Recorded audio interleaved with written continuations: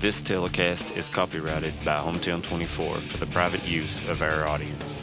Any rebroadcast or retransmission of this game without the express written consent of Hometown 24 is prohibited.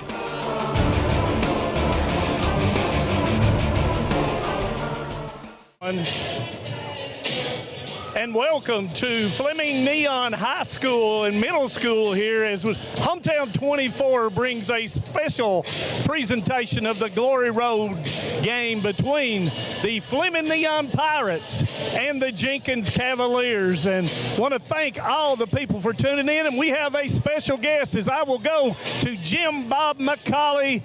And Jim, to you. Hey, Manus, hey, we're here at Fleming Neon. Proudly went way deep into the closet to find a neon polo to wear tonight. But what an awesome atmosphere we've got.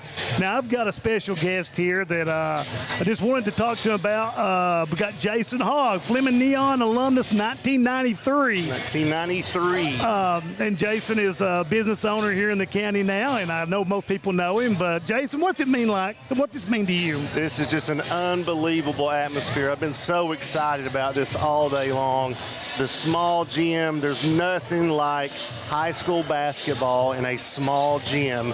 The only thing that we're going to miss tonight is that smoke rolling out of the concession stand area after everybody smoked at halftime. You remember? Oh, yeah. You would come out of the locker room and there's this big cloud of smoke over the whole gym when you walked out. But the sounds and the sights and the smells they just take you back, don't they? Oh, and I was sitting here today thinking, visualizing and closing my eyes, and I could see Bill Blair down on the corner with his popcorn down here on the visitor side corner.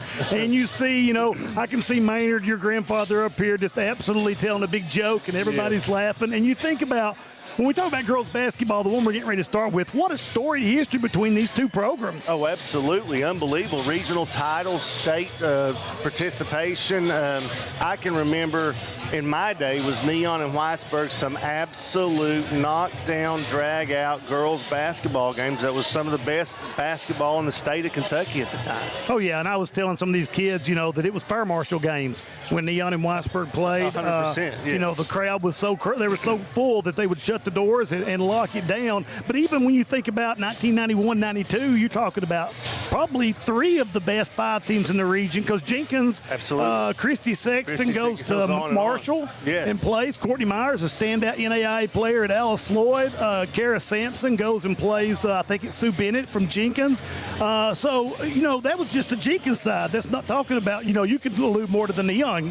The Neon side, you had Beth Kinser, Mary Jones. I remember Mary in the regional finals. You think about now that you're older, you think about an 18-year-old kid standing at the free throw line with 0 time on the clock, down 1, nobody at the line, and she sinks both free throws to send Neon to the state championship.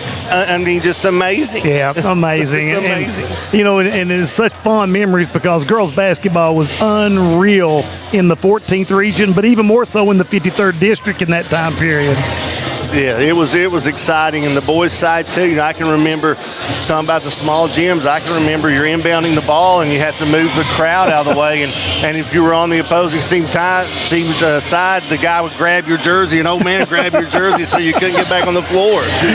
Yeah, this is something that we know that consolidation was kind of a thing that had to happen, but far as just for entertainment and community value, there's nothing like a small gym on a cold Friday night in a cold town. It's so special. I just saw my old coach walk in, Derry Burkett. He just walked in and waved. He came all the way from Somerset for tonight. I've just seen a lot of old faces that you may not get to see it again. This may be one of the last times. Just a personal note, we lost a good friend of mine this week that was a great high school basketball player, Sammy Stewart. She passed away this week, and we're really going to miss Sammy. Yeah, she was a smile that lit up a room, yes, and she like I said, was a great basketball player. Fantastic ball player. Well, Jason, thank you so much. I'm going to try to get Dougie up here for a second. And, you better give him plenty of time. That's right. But thank you, Jason, for joining us. Thanks for having me. This is News 12. Since 1985, Hometown 24 has been serving this community with local programming produced by local people. Hornets want to air it out. He's got a man out here. Linden caught it to 45. Using the latest video technology to bring you the news, sports, and local events that matter to you. First on your Hometown News tonight. I'm Harold Mullins, and thanks for joining us 40 years is a long time in Eastern Kentucky. Here's to 40 more. For over a century, Bank of Heinemann has proudly served Knott County and the surrounding communities. They're your hometown bank, built on trust, service, and a commitment to their neighbors. With online banking, bill pay, and mobile deposit, they blend today's convenience with the personal service you've always known. Visit them on the Hyman Bypass or at the Holly Hills Shopping Center. Bank of Hyman, where tradition and trust still matter. What keeps you going? Your love for the game? Your teammates? A victory? At ARH Orthopedics, our goal is to keep you pain-free so your body can keep going. There's no time for discomfort in your joints or ligaments caused by an injury.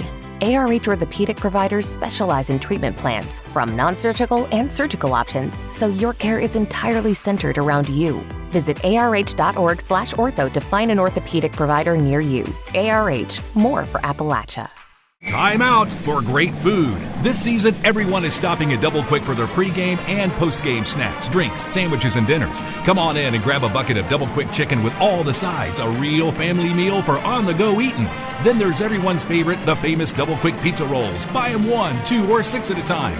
We've got sandwiches galore, your favorite drinks, chips, and snacks, and so much more. Be sure and use your Double Quick rewards card, and good luck to all the teams from the team here at Double Quick.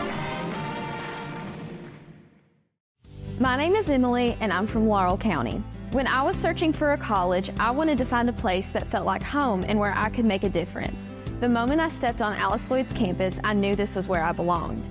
There's a sense of community here and a focus on serving others that you can't find at other colleges. For me, it wasn't just about continuing education. It was about being a part of something bigger. Apply now to find your home at alc.edu. Hey, it's Kristen Mulcahy from Appalachian Wireless. Are you ready to give the gift of connection this Christmas? The kind that keeps you close no matter the distance? Well, at Appalachian Wireless, it's time to tech the halls, and we're slaying some amazing deals. Do you want a phone, tablet, and a smartwatch? Well, who doesn't? The good news is we've got a promotion just for that. So what are you waiting for? These incredible deals are only as good as supplies last. So visit us in one of our many retail or authorized dealer locations, or visit us on the web at AppalachianWireless.com. Because we are you, we are Appalachian Wireless. Oh, straight out in the welcome to Fleming Neon, and I called it middle school and high school a while ago. So we are at the new high school gym, we'll call it. And of course, I'm Manus Blair, and I'm joined with Jim Bob McCauley, and hopefully you will enjoy all the interviews and different people that we'll try to bring in throughout the night. But once again, a special night here, one of 3 for Letcher County Schools, as the Glory Road will come to Neon first, and then next year we'll go to Letcher and Whitesburg. So, and we want to especially thank the Jenkins Cavaliers for being a part of this. And what better way than the neighbors? Oh, my goodness, Our yes. neighbors, and longtime 53rd District foe of Letcher, Neon, Jenkins, and Whitesburg. Yeah, it's just, to me, it gives me goosebumps. I can see so many memories when I look around, and you think about the athletic programs of these 2 teams, and I think about girls basketball. I alluded when I was talking to Jason, we kind of talked a little bit about some of the incredible athletes that came through on both sides. In 1991-92, 3 of arguably the top 4 programs in the region were at Neon, Jenkins, and Whitesburg. And, you look at some of the kids, Christy Freeman, Christy Sexton, Courtney Myers, some of those incredible athletes that played at Jenkins. And then I think at Neon, Coach Kintzer's daughter, Beth, Melody Sturgill, Chris Harlow, Christine Sexton, Heather Watko, Angie Amberty. I could just see them all. Man, this place, as the band is playing the Neon Fight song, it's just really a cool deal right now, Manus. Yeah, and the thing about it is, as I was going through my memory bank of Neon stuff, I started thinking about all the girls players that were fortunate to play under Coach Kintzer, and of of course, Dougie Kinser, and of course, Dougie and Sue's last year was in the 2000-2001 season, and I was the boys coach at that particular time in 2000 at Letcher High School, and of course, I did my student teaching under Coach High during those times, Jim Bob, that you're talking about as well, and girls basketball was the pinnacle in the 53rd District at that particular time with outstanding coaches, and they continued on through, and that was led by Dougie and Sue Cancer, who began this program. Of course, Dougie coached the boys team prior to starting the girls program at Fleming Neon. And as we get ready, and the crowd is really packed in, and if you're listening to us some way and watching the video, you probably need to get here pretty quickly to get you a seat. And they were still selling tickets when I came through, and I don't know if it's about to fill up. Yeah. I don't know if they'll cut it off or not, so if you are listening, please, on behalf, get here as quickly as you can. And, we're getting ready to do the national anthem, and, of course, the band, directed by Mr. Rob Sheeler, is in their pirate purple. Do they have any gold there? And I can't hear some of the stuff that they're interviewing. And I'm going to look at the schedule. I did take a picture of the schedule. And we're going to take a break, and when we come back, we'll have the national anthem already done in their lineup. So stay with us on Hometown 24. TVS Mobile is here. Mobile service from the broadband provider you already know and trust. Powered by the nation's most reliable network, TVS is your #1 choice when you need to stay connected. With mobile plans to suit any budget and any situation, and phones from your most trusted brands. Go to tgtvsmobile.com today and see how TVS can keep you connected. The choice is yours. The time is now. TVS Mobile.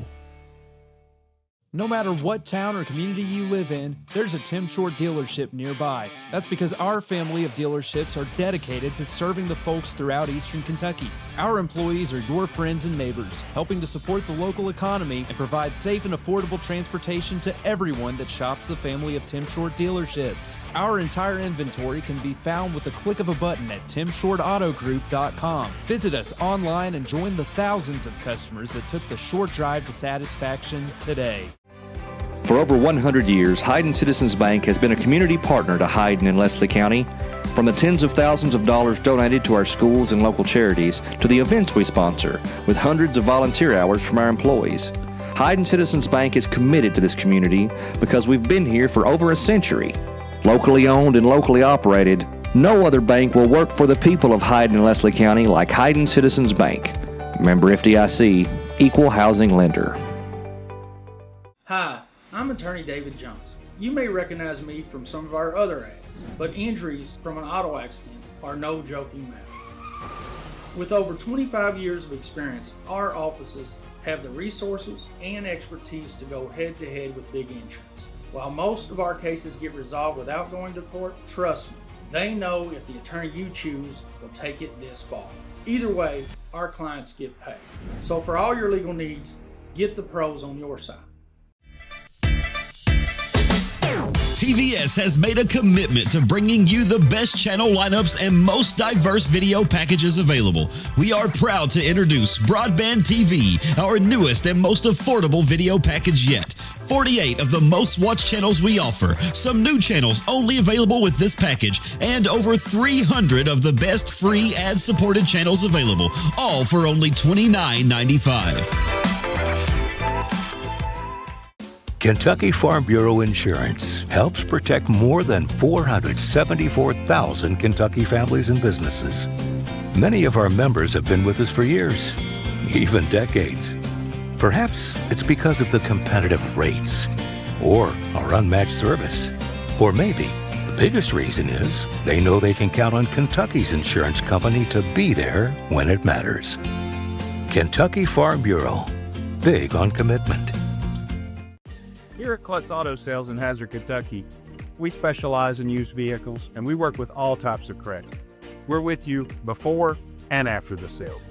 We stand behind every car we sell, ensuring that you drive away with confidence. We want you to be totally comfortable with your purchase because at Klutz Auto, you are the priority. We've been your trusted dealer for 47 years. Visit us at Klutz Auto Sales across from Walmart on Highway 80. Call us at 606-439-5065. And welcome back to Hometown 24 special presentation of the Glory Road game between the Jenkins Cavaliers and the Fleming Neon Lady Pirates.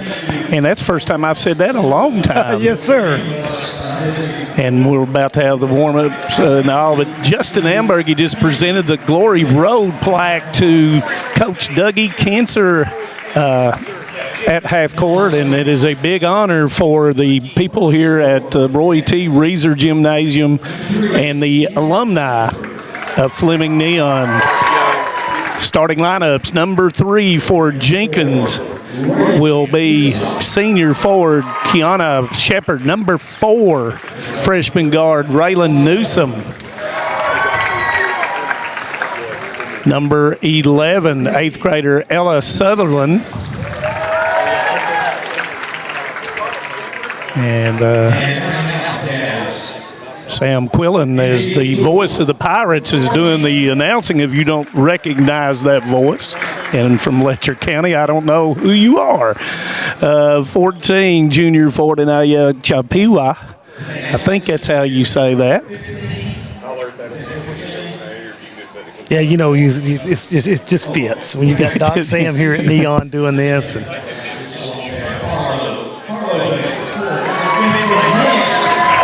And number 15, senior forward Harlow Bates. And the Lady Cavaliers 1-2 on the season, coach in his first year, John Sutherland.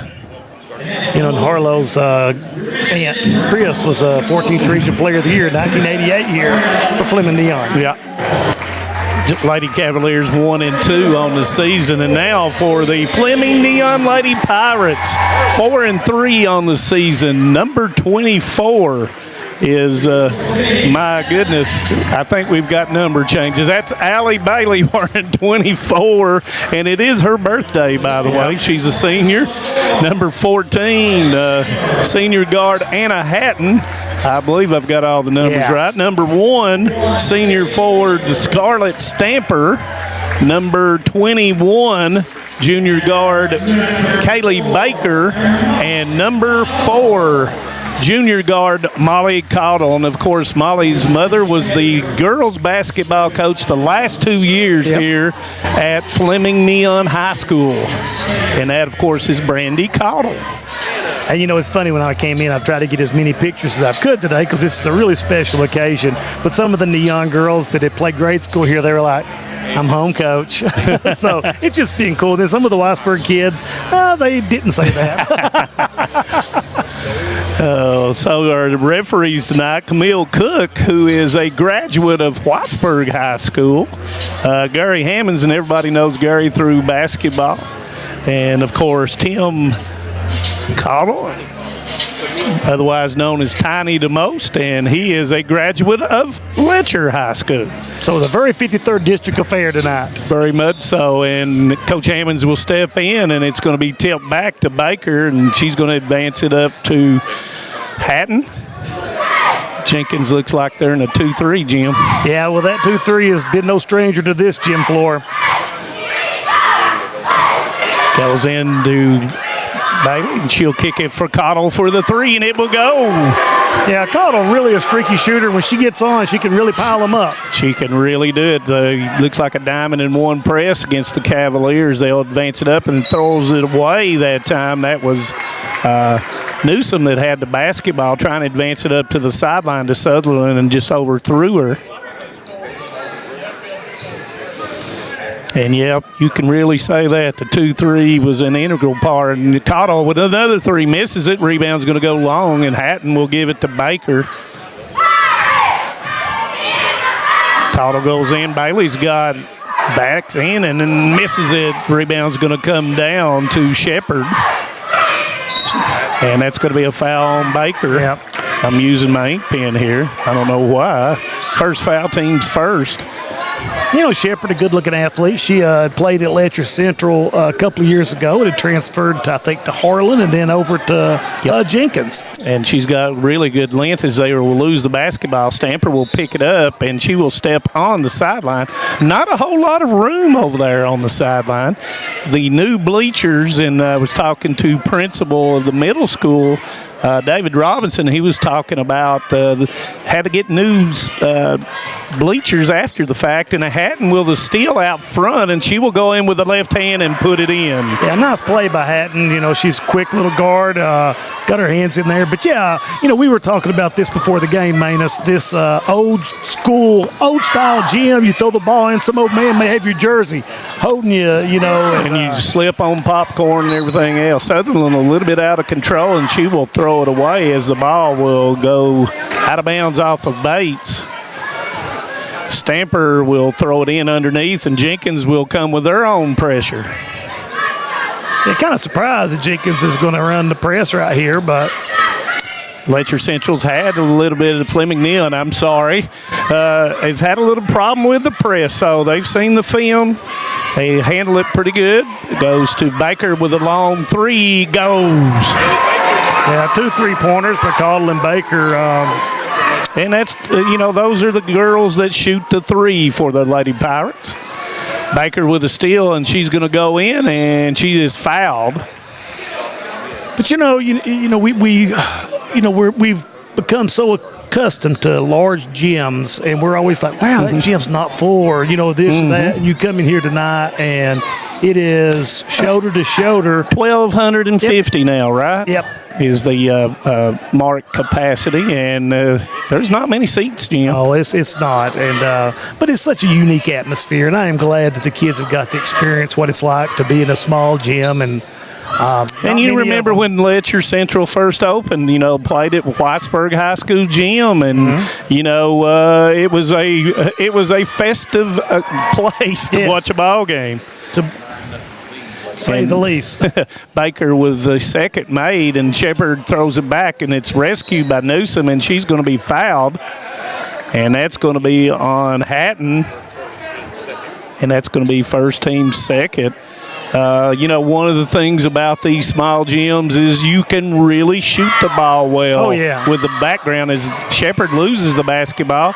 Caudle inside the three, misses it. Rebound's going to come down, and it will be Lady Cavaliers basketball. Yeah, it's a great shooter's gym, and, going back to the early 90s, Coach Kinser, when he was here with the girls, not a whole lot of outside shooting. He really liked to drive the ball inside, and but he was very successful doing what he did. Simple Simon, and I don't mean that in a bad way.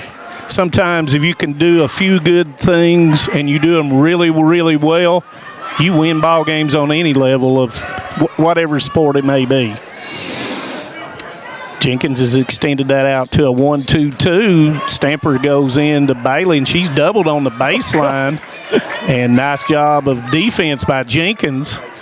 Long three by Baker, and it's going to go long. Rebound's going to come down. Bates it was knocked out by Bates, and it's going to be Lady Pirates basketball. Jenkins doing a good job defensively right now on the Pirates. Really collapsed in on Bailey. Walling her off, nowhere to go. And the Coach Sutherland changing up. 15-footer by Hatton comes up short. Rebound's going to come down to Sutherland. Gives it to Shepard. Long throw, and that's going to be caught by Newsom down there. She looks, being double-teamed. Cuts through for Banks. Long three. Banks, didn't go. Goes up, and Bailey is going to foul. Yep, and it was Bailey. Bailey normally doesn't wear that number, and I had to change it. That's her first. And first free throw is up, and it's long. 9-0, 5:02. And if you're just now tuning in, you're saying, where in the world is Hometown 24? We're at Fleming Neon. Roy T. Reeser Gymnasium, dug in Sue Kinser Court. And it's going to be a tie-up, and that will go to doesn't have an arrow down there, so I guess we'll do it on the board up there, and it will be Jenkins basketball as Newsom will inbound the basketball. Kicks it out, and and that is Sutherland. Comes up short. We're down in the end zone down here. Can't see that far corner. Stamper with the rebound. Baker long three, no good. Rebound comes down to Stamper. Should have probably put it back up. Yep. And it's a steal. Newsom's going to go in. One hand, misses it. Rebound comes down to Baker. Had missed the bunny. Baker pushing it up. Nobody comes against her, but nice hustle that time by Newsom. Yeah, really impressed with how hard this Jenkins Lady Cavaliers team's playing. All over the court right now. Trailing 9-0, but not for lack of effort. Yeah, Coach Sutherland coming over from Virginia, bringing his style of basketball over here. Cottle comes up short. Rebound's going to come down to Stamper. Kick out to Baker. She will set it up. Goes once again into Stamper. 15-footer Bailey. Good. Yeah, nice ball movement by the Pirates that time, swinging the ball around and reversing it back to Bailey at the top of the key. Got 4 in scoring in the scoring column. Cottle 3 comes up short. Rebound fought for. Bailey's got it, puts it on the floor. Gonna draw a foul right there, Manus. Man, and Shepard's going to get the worst of that. She's going to get the foul and got it right in the chops. Yeah. So it's first team second. And, of course, new scoreboards here at Fleming Neon as well. And just really nice-looking gym. It is. I mean, for a middle school gym, it's really nice. And, after the flood, and there's a marker over here that how high the flood waters were in the gym in the 22 flood. And I think it was like 12 or 14 feet high in this gymnasium. And it's hard to fathom being down in this end zone. Emily Whitaker, a 7th grader, in for the Lady Cavs, as well as Bailey makes the second of 2. You have Dixon that came in the game for the Lady Pirates. Long pass caught there. Whitaker's got it. Once again, Whitaker, a 7th grader for Coach Sutherland. Now, I'm pretty sure Whitaker is the daughter of Paul Whitaker, which is a Fleming Neon alumnus from, I think, 1999. I coached Paul in baseball. Cottle reaching in against Newsom. Balls. Pirates in a 2-3, and a nice box out by Stamper. Yeah, she's picking up right where she left off the last time we watched them, grabbing those rebounds. And Bailey will put it in on the nice pass from Baker. Yeah, good look. And she put it right there at the spot where nobody else could get it. Give her 6, and left hand by Stamper misses it. Rebound fought for. Whitaker comes down with it, and she's going to be fouled. And that's going to be on Mara Dixon. Mara, just an 8th grader, but a phenomenal athlete. She's going to be a lot of. She's going to be to handle. Yeah. And look for her to play a lot more as the year goes along, get some experience on the varsity level. Of course, her father played at Letcher High School. Justin. Long 3 by Cottle. It's missed. Rebound by Bailey. Misses it. Gets her own rebound, and she is, once again. Yeah, nothing coming easy in the paint down there. And once again, that foul is going to be on Newsom. That's her first team's 3rd. And I thought they said underneath, but Bailey will shoot 2 more, where she is 2 for 2 already, and she has 6 points. Make that 7. You look around and still it's very it's just very special to see a lot of these older people here from Fleming Neon. I just teared up myself just looking around while I was sitting there talking to people, and they were coming up and talking to me, and just special occasion. Yeah, we're going to have Coach Kinser on here at some point today, and he told me at first he didn't want to do it, that Sue handled all the interviews, but she did. But he said he would, and he teared up as soon as I walked over, not seen him in a long time. Nice hustle as Sutherland goes to rescue it. Newsom goes down, and she is going to be fouled by Baker, and that's going to be Baker's 2nd foul. And Hatton will come in for Baker. And the last time these two teams faced, was March of 2005. And, of course, that was between Jenkins and Fleming Neal, and that was in the 53rd District battle, and it was Jenkins was coached by my good buddy Jerry Bentley. Well, we're remiss not to mention the job that Jerry and Teresa did here for the Jenkins Cavaliers. Such a great job, and, man, such fierce competitors. And the first one goes up for Newsom, and she misses it.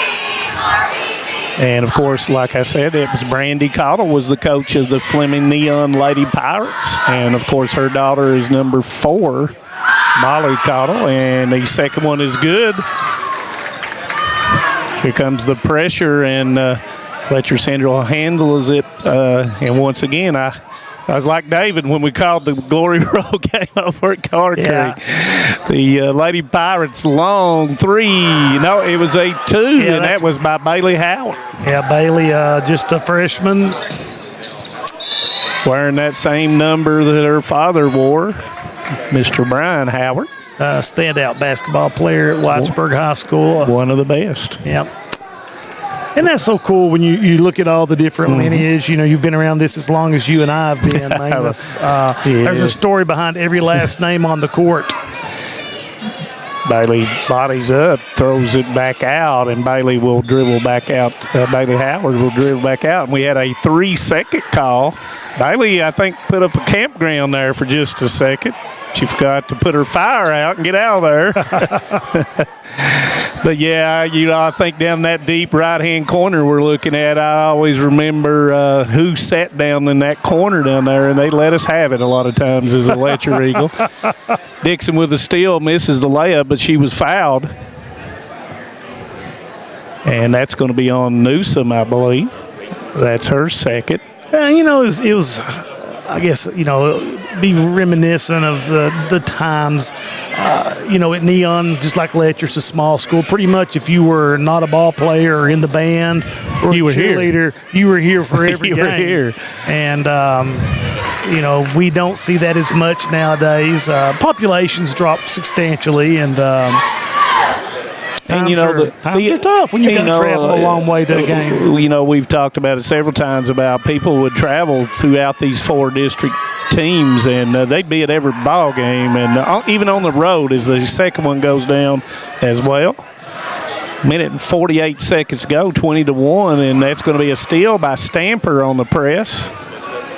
Gives it up, and left hand by Dixon, and she puts it in. Nice left-handed shot from Mara Dixon. Whitaker being trapped, and Dixon comes up with the basketball, and wisely didn't stand up with it because that would have been a walk. Yeah, this is a real fast lineup they've got in right now for the Pirates. And that ball is going to be knocked away by Whitaker. And, the thing about Coach Sutherland, he's building his program at Jenkins, and it's going to take a while. Comes in late, and it just takes a while for you to build a program and get everything going in the right direction. As Dixon with a 3 misses it. They need some stability over there. They've had a kind of a revolving door with the girls basketball coaches for the last few years. And, we saw what Coach Lee has done with the boys program and a little bit of stability, and what an incredible run he had last year with them. Just got to have somebody who's got the vision. And then you got to come from your youth programs and come up as into the ball game will come Tyree, and all these numbers. I just have to change all my numbers. And looks like Kennedy Anderson in as well for the Lady Pirates.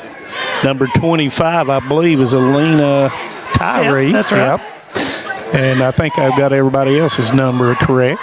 And her mom was a phenomenal player, Becca Bates. And for Dickie Adams at Letcher Central, Tierra was. And that's going to be a 2 once again by Howard.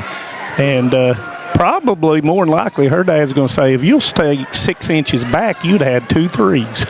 Yep. And that was deflected, and it will go off of Jenkins, and it will be Lady Pirates basketball, 24-1. 37.2 seconds to go in the first quarter. Thank you for joining us here on Hometown 24 on a special night here at Fleming Neon. Anderson with a skip over to Hatton. Anderson, nice pass to Tyree, and she will put it in. That's a great pass right there across, almost like a little high-low action, and really nice pass.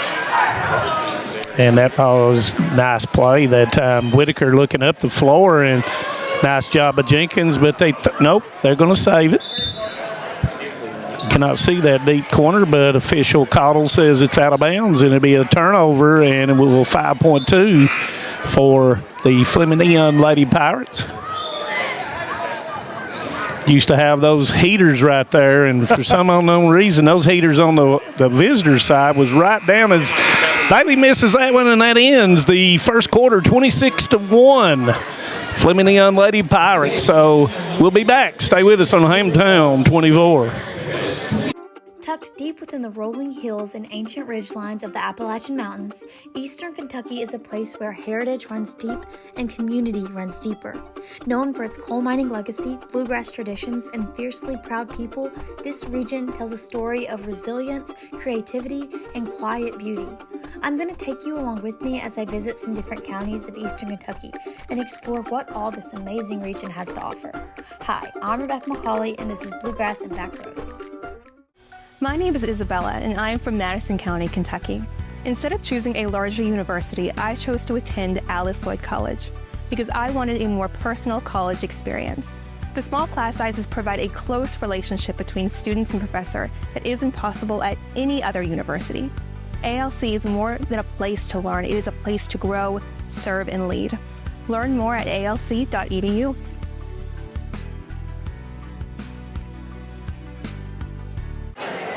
Welcome back to Hometown 24 as the 87-88 regional championship team, and Coach Kinser was recognized right there. And some players, man. I saw Christine Sexton, Christine Johnson now, but Jennifer Vance, which is Jennifer Harrell now, Beth Kinser,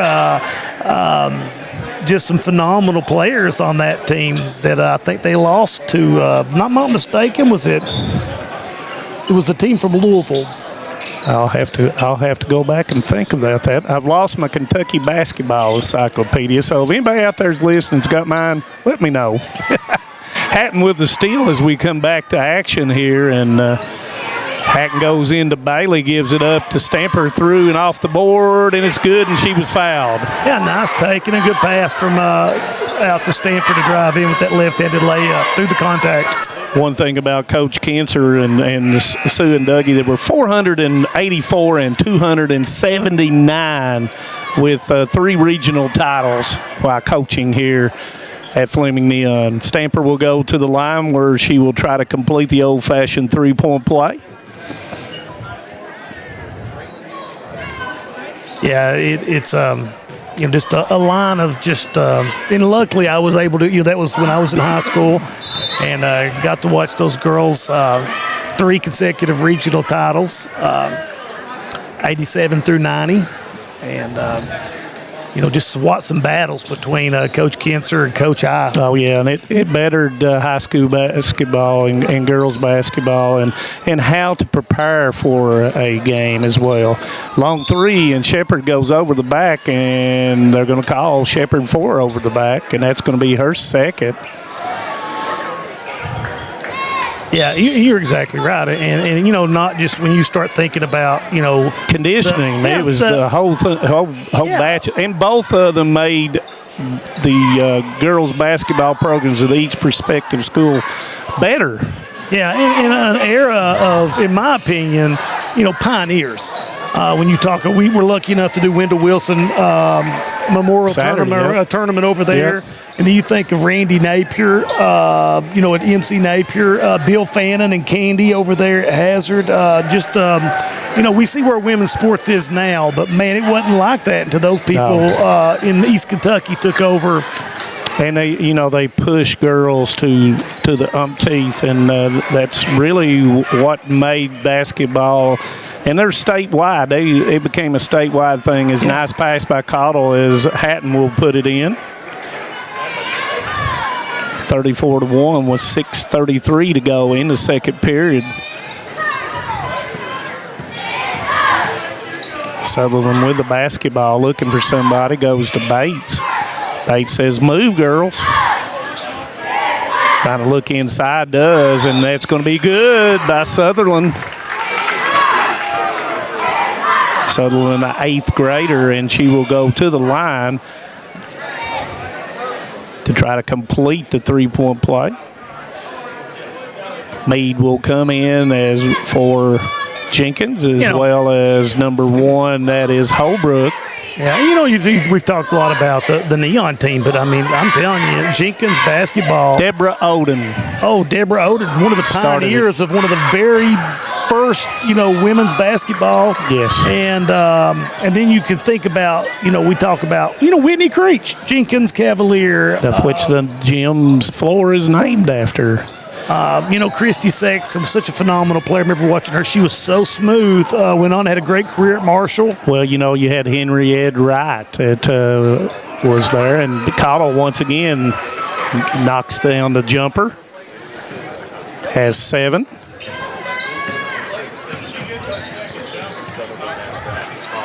Kicker outside Meade. Nice shot. And that's going to be a 3. Yeah, nice shot.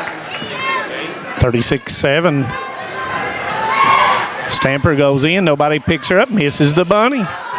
Rebound comes down to Holbrook.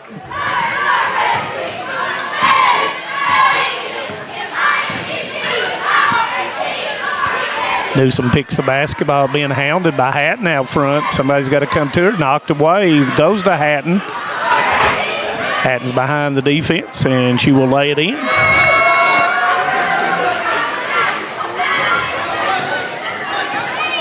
Hatton with 6.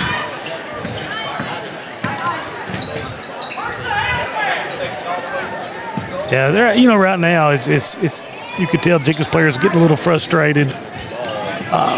Defensively, still playing really solid, but not moving the ball around a lot on offense. And then Holbrook's going to be called for a walk. And, where we're sitting right here used to be bleachers during the 53rd District championship time. You'd have to come, this was the overflow. And you would have bleachers here in the end zone, and they would be sometimes doubled. They'd be here and then be doubled back here. So they would stuff as many people as they could stuff in. And it was always a little bit warm, wasn't it? And then you would look down and you'd see Ben Buster Taylor in that far right-hand corner, and you knew what a tough man he was, and you kind of got a little bit intimidated. As Baker misses it, Stamper will give it up, and it will be Bailey to put it in. Nice, unselfish play. Bailey with 9 on the night. Sutherland dribbles to the baseline. Stamper comes over and helps. Looking up the floor, gives it up to Cottle. Cottle will then lay it in. Give Cottle 9.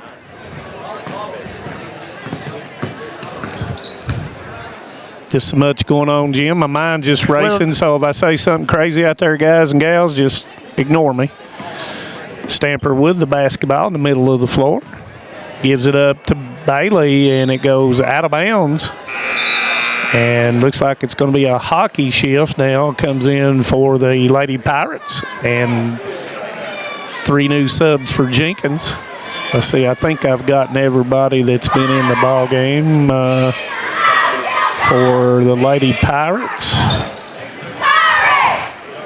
Have I missed anybody? I don't think so. Okay. Of course, number changes on a lot of them. A lot of them identify with, and that's going to be thrown away by Jenkins, and it will be Lady Pirates basketball.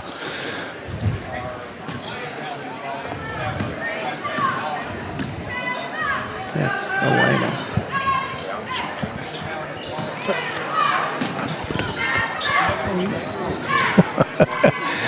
Okay, we're trying to get everything squared away here. We'll figure it out over time. I didn't take a picture of the scorebook over there a minute ago. Probably should have. As we near the 3-minute mark, 42-7. So we haven't mentioned Riley Lucas, and she's in the ball game. Sutherland will bring it up. Gives it up to Bates, who gives it over to Hammond, who has checked in the game. Let's see if I got everybody that checked in for Jenkins. Ball's thrown away. Dixon looking up the floor, and it goes to Howard, and Howard will lay it in. Yeah, Howard's had a pretty good game so far. Looking healthy. She got 6. Hit 2 nice jumpers and a good layup right there. Long 3, and it's going to come up short. Hammond goes after it, but it will be Lady Pirate basketball. Now it will be Keegan Anderson will come in along with J.C. Hogg. And Hogg will get it, and she will bring it up the court. And J.C., an 8th grader. Anderson to Anderson. Left hand misses it. Rebound's going to be fought for, and that was Tyree that stole it. Hogg got it taken away by Sutherland. Looks to advance it up, but once again throws it away to Tyree. Hogg with the basketball as we're under 2 minutes. Stay with us for the double quick halftime show. We'll probably have a guest or two to talk with Mr. Jim McCauley. I'll let him do all the interviewing since David Adams is not here tonight. David on assignment with WYMT over at Shelby Valley and Brian Johnson. Hogg with the jumper goes long, rebound put back in, and that was Lucas. Yeah. Lucas, good-looking athlete. Sutherland with a jumper, and it's going to go Anderson with a rebound. And, I remember when Barney Hall had these long nets here, and you couldn't get that ball as that's going to go in for Tyree. That was the anti-run-out nets. Yeah, I think I told you that story before. He had those cotton nets, and they were twice as long as these nets that we have right here in this gym right now. Sutherland with a missed jumper, and the ball's going to come to me, and like I always did at Fleming Neon, I bobbled it. Especially when Eddie Whitaker was guarding me. Long-time Pirate.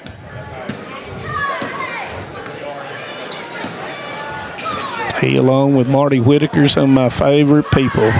Oh, his favorite people. Brian Gooch. I saw Brian here come in. Oh, my. Basket's good that time, and that was by Tyree. Try to get Brian Gooch. He was on the coaching staff with Jeff Breeding and Mike Webb. Mike, the last coach here at Fleming Neon High School. And that foul's going to be on Anderson. Yeah, and that's the thing, when you're in an event like this, you take a lot of pictures. It's not to be, reminiscent. You kind of think about all the people that came here and so many faces that aren't with us anymore that are, big part shoes. Of Pirates lore. And you go, and that's going to be in. That's going to be put in that time by Keegan. That's 2 points for her. So we get to the 10-second mark, and Sutherland goes in the middle, and she is fouled. And that foul is going to be called on Keegan Anderson. And it will be with 9.7 seconds. The Lady Cows will inbound underneath.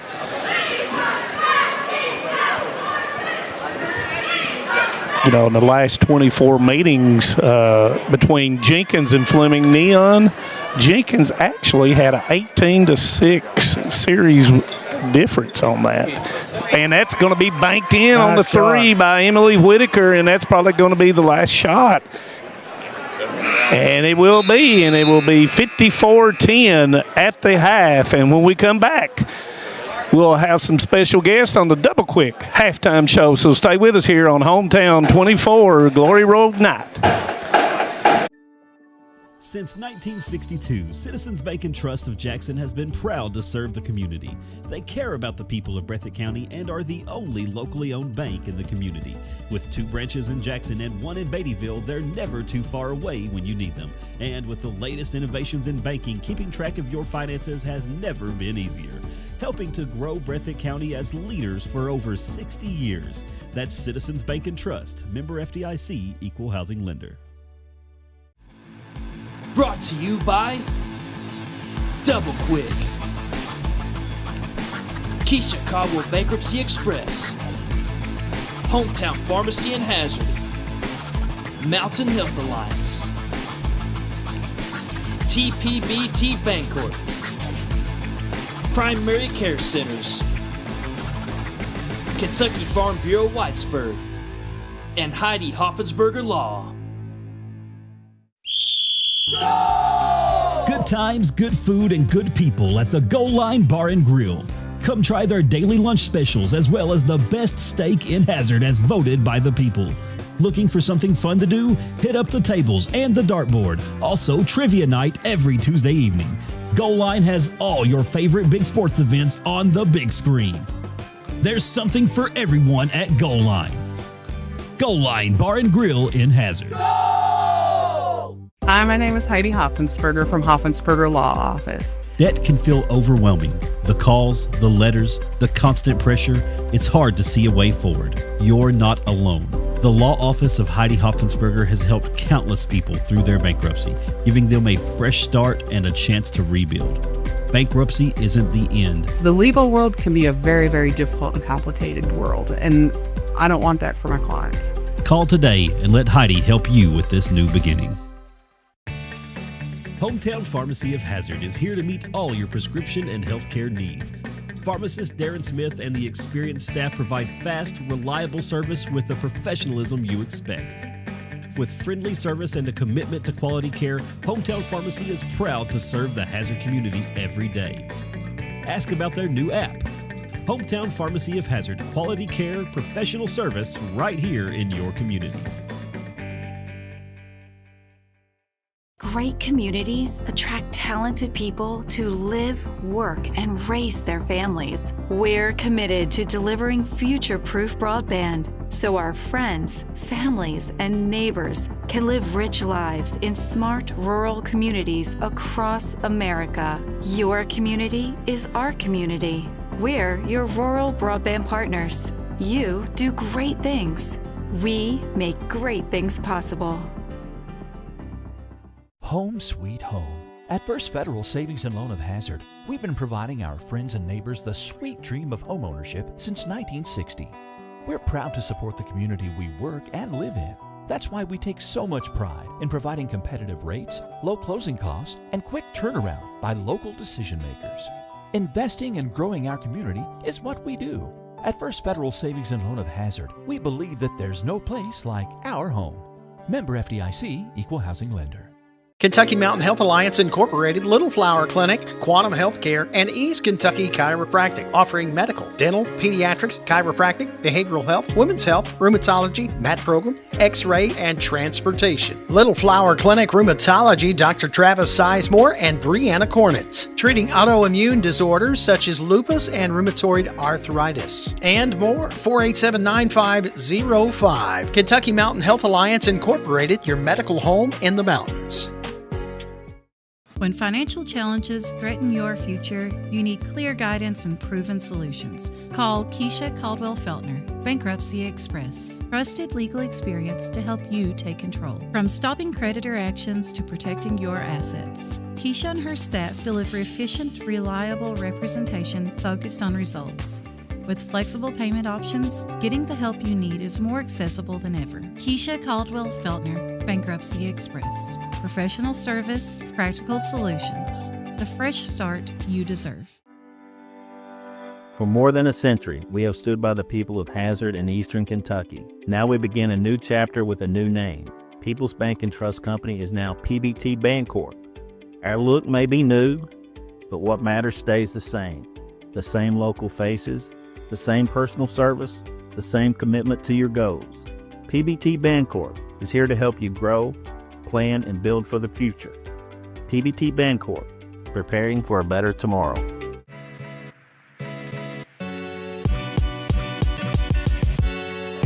Come right to the source and get the region's best basketball coverage.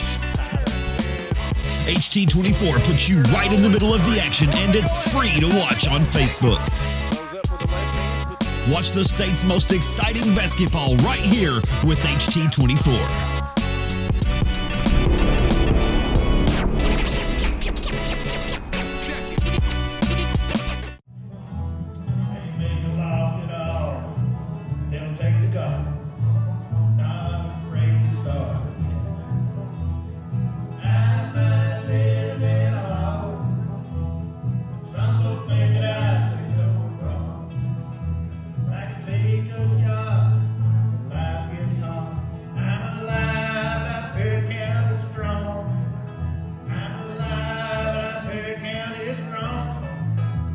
If you're looking for a convenient pharmacy location with a friendly, caring staff, look no further than Heinemann Pharmacy, located inside the new Heinemann Primary Care Center. Our pharmacy is open Monday through Friday from 8:30 to 6:30, but always stays open until the last patient is seen. Whether you need to pick up your refills in our drive-thru, need a flavored medicine for your little ones, or something to feel better after a visit to the clinic, the Heinemann Pharmacy inside Primary Care has got you covered. Located at 425 Heinemann Bypass. Call the Heinemann Pharmacy at 785-0513. Hey, it's Kristen, and at Appalachian Wireless, we love Christmas because we give the gift of savings and connection. Are you not sure what to give? Well, give them something that helps them stay connected and capture those moments that matter the most. Family is where you're valued and appreciated. And this Christmas at Appalachian Wireless, we value you. So come home, check the halls, and get connected with Appalachian Wireless.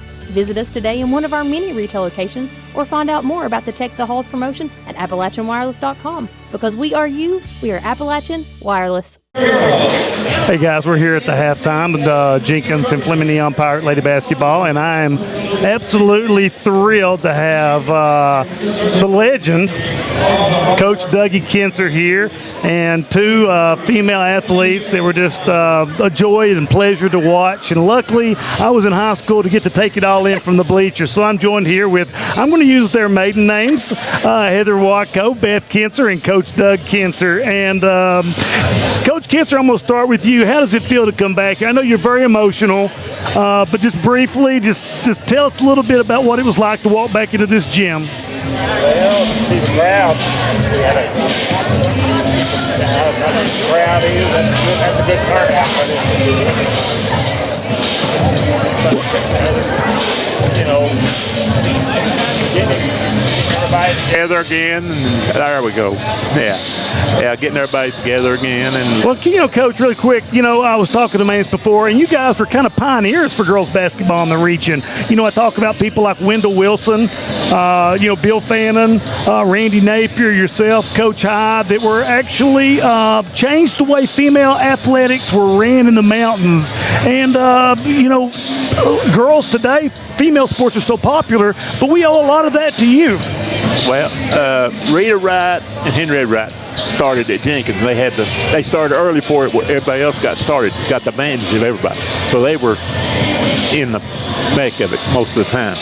But then after we started coming in there and we leveled off, we started practicing. And I had good kids, good girls, and worked hard. Well, these two girls here that are in front of you, Coach, you had a little bit of experience with them. Could you just say a little bit about what these two young ladies were like? But they had to put up with me every day. That's very true. And, I mean, I know you didn't want them to shoot. You wanted the ball to go in the post every time. Yeah, you know, no, it wasn't that way. No, I'm just we just looked for good shots. Yeah, and we got them. You know, Beth, you know, it's hard to say lady athletics in Letcher County. I know a lot of people now, we're a generation removed, but the impact that you had on our area was unbelievable, because not only like you and Heather were great athletes, but you were great ambassadors for the sport. You were good role models for the kids, and, you know, we appreciate it. So how does it feel being back in the gym?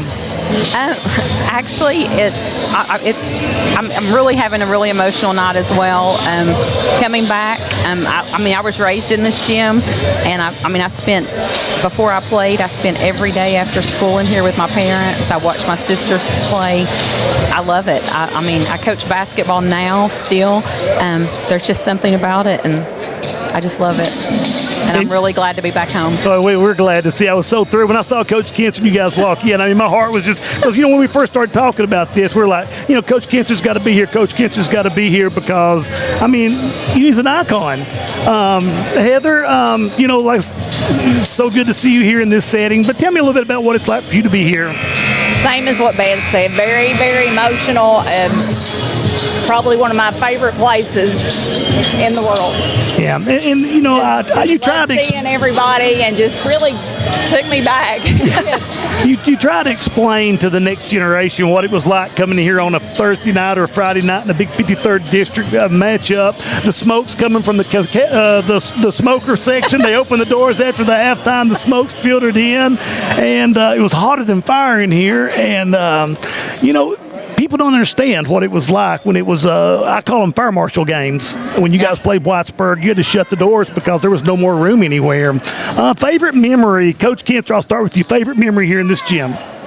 Is getting ready for a district game with Whitesburg, and it's hanging. This right here was full. All the sideline was full. The gym's full. Everybody's wild. That was a great memory. Oh, thank you, sir. Beth, favorite memory for you? Well, my favorite memory started way back when I watched when I was younger. We played in a regional tournament here when my parents were coaches, and I wasn't old enough to play. And I thought my goal was to win a regional title.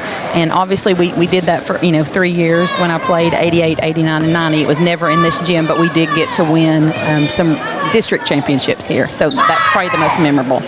And Heather, I'll throw it to you. My favorite by far, Knott County, Mary making the last second, getting to shoot the last free throw, and we'd be Whitesburg that year. Yeah, that was after they'd beaten us 3 times. Yeah, and I remember, as a fan then, and Coach Kentzer knows I always loved, hanging around with the girls' basketball. I had ulterior motives sometimes. The girls were a lot prettier than he was.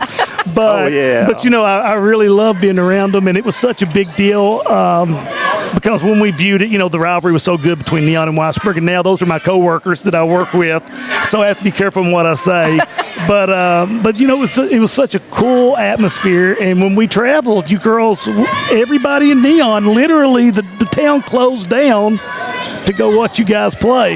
Yes. And I miss that tremendously. The consolidation is important because of the academic stuff, but there's nothing like small town ball. Absolutely. And I just wanted to bring Dougie up here, and I can't call you Dougie. It's really hard for me. It's Coach Kentzer. And, because, he was a PE teacher and a coach and just a great guy. And Coach Kentzer, I really appreciate all that you did for me personally. Let me stick around. And, just as what you did for the school. You're just so good to see you back here. And Beth, you and Heather, I love you guys. And it's so good to see you here. And, to me, this place wouldn't be this place without you guys. Thank you. And thank you, guys. Thank you. Thank you.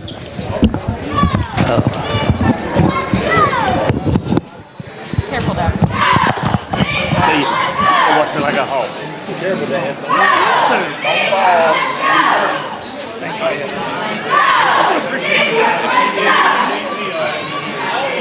Thank you.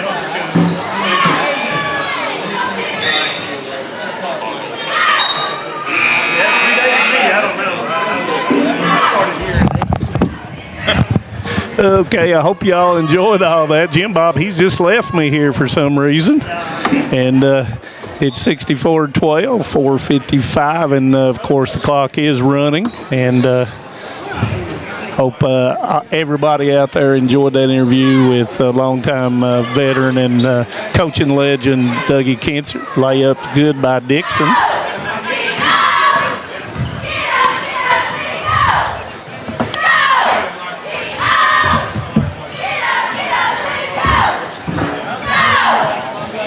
Bates with a shot and misses.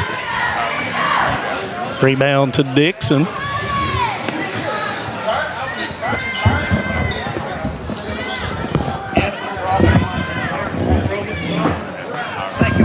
You're welcome. Left-hand shot and put in that time by Anderson.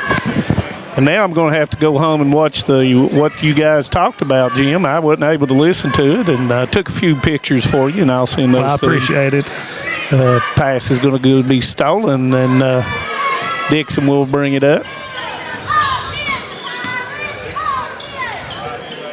Of course, at the end of the third quarter, the next regional champion team will be announced as Howard misses it. Rebound's going to come down to Whitaker, and she rips it out of there. Yeah, I'm still a little bit, that's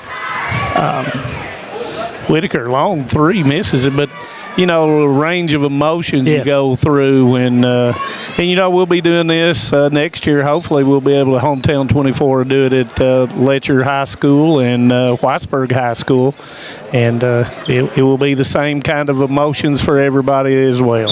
And Shepard's going to be called for the foul. Yeah, it is. It's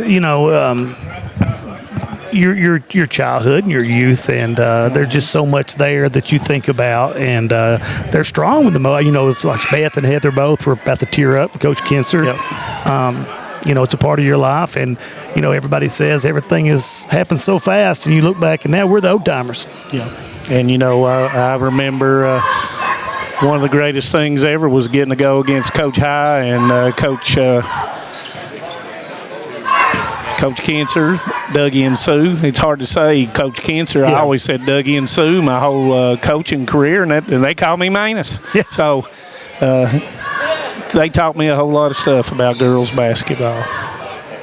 Well, that's what Dougie was talking about. Jenkins kind of was the team that set the standard for girls basketball. They, started practicing earlier, and he said that they had an advantage on everybody. And the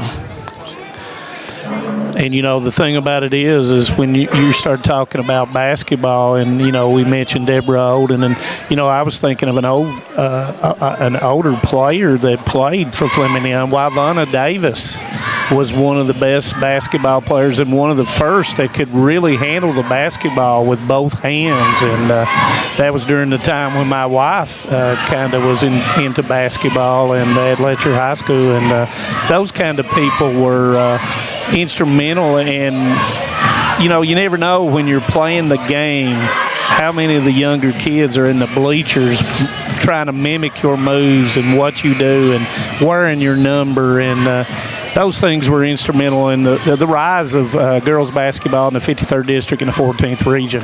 And, of course, you had Hazard and Knott County Central and those people who really had really good girls programs. Whitaker almost banks that one in. Nice rebound by Holbrook, kicks it out to Meade. Holbrook turns in, and it's going to go out of bounds, and it will be Lady Pirates basketball. It looks like, mostly the young players in for the Pirates right now. Give and go. Left hand off the board. Nice shot that time. And she's a freshman or an eighth grader? She is an eighth grader. Well, she's got a high upside, Manus. And she used her left hand really well there, Riley Lucas. Yeah, very impressed with her so far. And I'd heard her talk about her a little bit, in the middle school last year, but she's the real deal. Mm-hmm. As Jenkins makes some subs, and it is a running clock, and Coach Sutherland making sure he's getting everybody into the basketball game. I want to thank AD Ashley Addington-Congleton for kind of wearing her Jenkins jersey and her stuff over there a while ago. She, of course, played for Teresa Bentley up at Jenkins and on some of those really good teams at Jenkins. Jamie Couch admits, he said he loves shooting in this gym. And, I remember coming over here and watching Tim Couch shoot here. They were playing, and Tim and Reggie Stidham absolutely put on a show from behind the three-point line. And back in the day, you had the Mountain Cold Classic here at Neon, and there was a little guy that played at Kaywood High School that really burned it up right here. He went on to play at Vanderbilt. No, his name wasn't Phil Cox, was it? And you got it, ding, ding, ding, Phil Cox. And a lot of good players have played here, girls and boys, as we will talk more about the boys in the second game. Newsom misses, it goes back up, and she is fouled. Well, I remember, and like I said, I speak to the more accurately the time that I was in school. But, I think Beth and Angie, Heather Watco, and Melody Sturgill, all four off that team went on to play at UPike. Yes. And, wow, that's we don't have a lot of that anymore. Newsom with the second one, and it's going to go long. Rebound's going to come down to Anderson. Long pass to Howard. Will they get a shot off? Hogg is fouled, and that will probably be the last play of the game in the third quarter. Yeah. I said the game, didn't I? That foul was on Hammond, and that's going to be her first. I might have missed a few there in the initial part of the third quarter. Hogg, a nice little one-hander, and it will go in.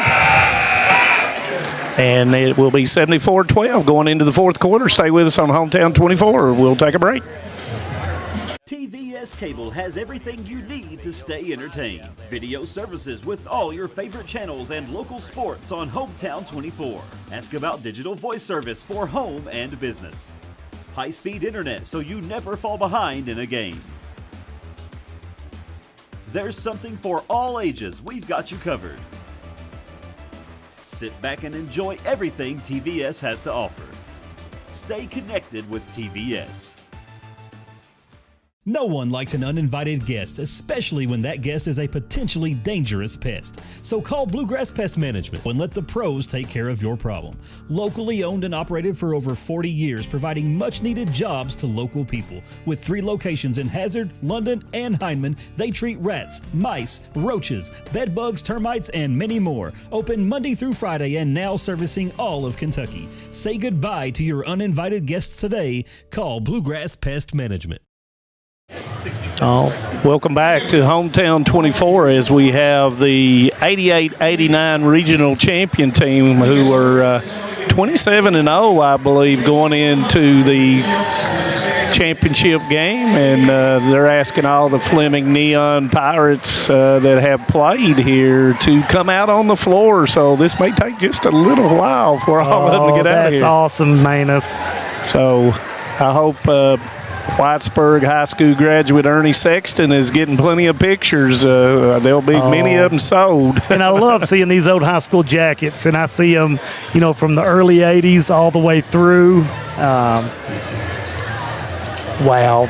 And it's like when we were over at Car Creek, the emotions just run high, and some people haven't seen each other in quite some time, and it just makes for a wonderful event. And we've had them at Hazard, we've had them at Breathitt County, we've had them at Car Creek, of course, and Hyman, and those just a bevel full of emotions run through, and that was the full bevy out there with the 88-89 team. Oh, and Coach Cancer, you can see just the raw emotion on his face. Seeing him out there with all these girls that looked up to him so much, and some of them got a lot of recognition when he coached. He called their name a whole lot when and I'd love it, and I'd even poke at him a little bit. And I used to. They were always good sports about it. When he would get on his daughter Beth, and she would turn around and she'd say, "Now be quiet." So. Anyway, that was the 88-89 team, and that was all of the former players that came out on the floor as we start the fourth quarter. We'll have the boys' game right after this, probably about 20 minutes after the end of this conclusion of this game, and we'll try to get a few more people to kind of talk with Jim, and he may already have some people in mind. I'm a little overwhelmed right now, to be honest with you, Manus. Just getting to see so many of these faces brought back so many memories. Coach Baker put his starting 5 in a little bit to play just a little bit. Once again, we do have a running clock. Thank you for tuning in, and David Adams and Brian Johnson's over at Shelby Valley as Cottle misses it. Rebounds fought for with Holbrook. And Shepard's going to foul Baker. And that will send Baker to the line. You look around still. I mean, they're very, very full gym here.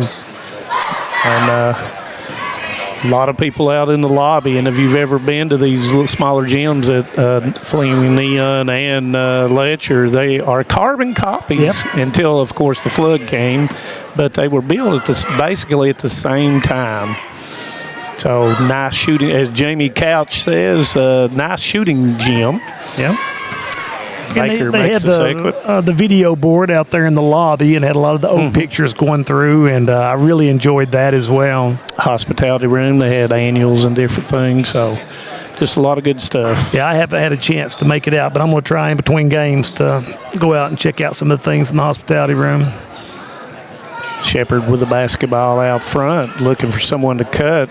Ball's knocked away, and Cottle will come up with it.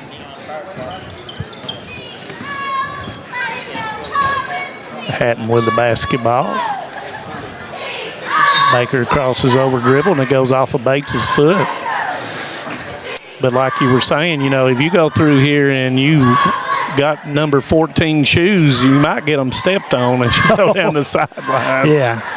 But one of the important improvements has been the ability to have air conditioning in these gyms. As Bailey goes in with a move, and Shepard's going to pick up her foul, and I think that may be her 5th foul, as Coach Sutherland is going to clear his bench, and Bailey will go to the line.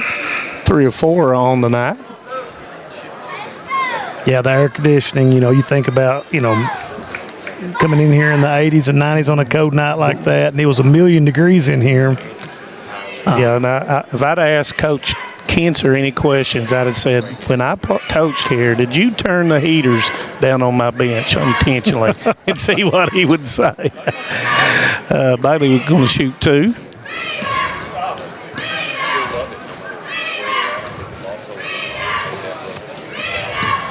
This is the first. And Coach Baker will, after the free throw, will clear his bench as well. And the second one is no good. And the rebound is fought for, and it's going to be basketball as Bailey goes into the lane, loses it, but it goes back out to Dixon. Tyree to Bailey. Jenkins playing man-to-man.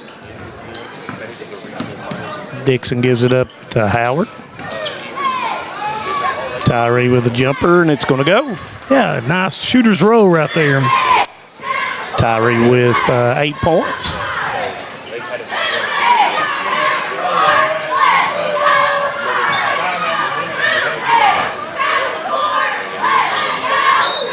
And Sutherland's going to put it in, and fouled by Tyree. Yeah, you said Sutherland was what grade? 8th grader. Good-looking young player. Averaging 13.3 points on the season, and I believe that is Coach Sutherland's daughter, if I'm not mistaken. And well, that makes sense. That goes along with it.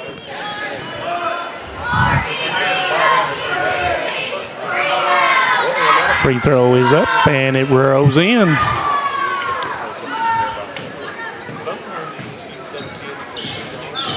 Dixon with the basketball.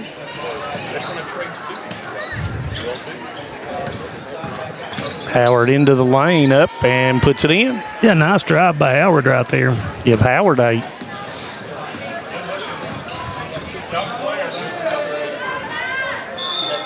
And we turn over Jenkins, Lady Pirate basketball.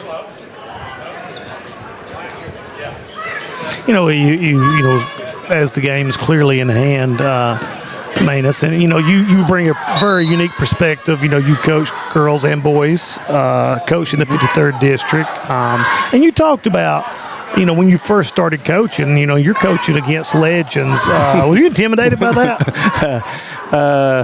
Yeah, I was. Of course, I did my student teaching under Coach High at Whitesburg High School, so really intimidated when I had to face him for the first time. Mm-hmm. And, of course, Dougie and Sue Kinser, really intimidated by them. And then later on, after you coach and do things, you finally figure out that if you want to get better, you're going to have to work more. And was able to defeat my first year Coach High at Whitesburg, which was the greatest probably win I ever had for a long time. And then I was able to defeat Coach Kinser and one time in the district in girls. So 2 big wins that most people don't get, and I was fortunate enough to get those. But yeah, I was.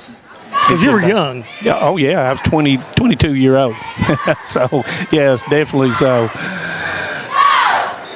But a lot of good times, and they treated me with a lot of respect. So, and I treat them with respect when I see them as well.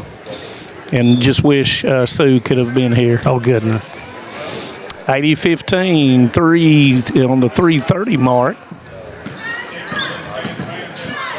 Sue was, she was not only a coach, but she was such a mentor to so many. Had a heart the size of, she was took care of girls. Yeah, and she worked in our church, always with the youth in the church. Was so, if you were acting wrong, she'd let you know. And I appreciate that because a lot of times I did. But, they were behind equal coaching pay in Letcher County. A lot of people didn't know it, but at the time, boys got paid more than the girls' coaches did, and they fought for equal pay of girls' coaches in basketball, and that was, of course, Dougie and Sue and Coach High. So you don't see that in today's world, but well, you do in college, but in high school, you get paid Title IX. You get paid the same, and they were actively in promoting girls basketball, and there's things that people forget, and I just remember that today that they went to the board and they got equal pay for all the coaches. They were like everything else, the track coaches. They had a ton of different duties here, and I'm sure it was the same thing with Jerry and Teresa at Jenkins. And Coach I was worked with the football team some, and I'm sure in other areas. But you just worked everything. We're under 2 minutes. Nice pass, and Anderson will put it in from Hogg.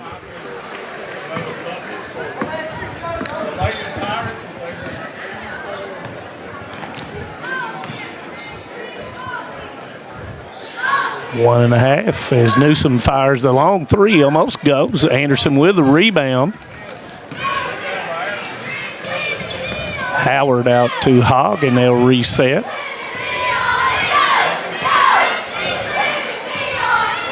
And, of course, this is a 53rd district game, and, of course, it is being a seeded game as Tyree goes up and under. Nice puts take it in. Tyree. She got double figures. No, she has 12 now instead of double figures. She got double figures the last time.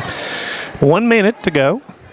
We looked over here, and the band is decked out in purple. The cheerleaders are wearing the Fleming neon jerseys. So it's really an effort across all areas to pull this off, and it's just really cool. You look up and see the green on one side and the purple on the other. Just harkens back, yeah.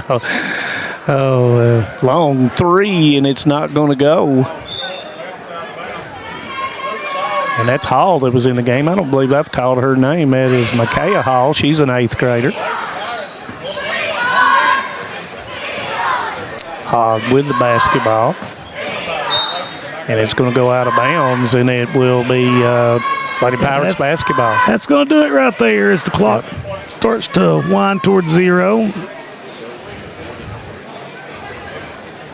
See if they can get a shot off here before the horn and Hall does, and it's blocked by Anderson, and that's going to end the game at 86-15. Lady Pirates, and our Alice Lloyd player of the game will be the birthday girl, Allie Bailey. Do you want to try to pull Allie up here in a second, or? Well, I think we should pull her up here and let you talk to her. Oh, I think so. She's. Let me see if I can grab her.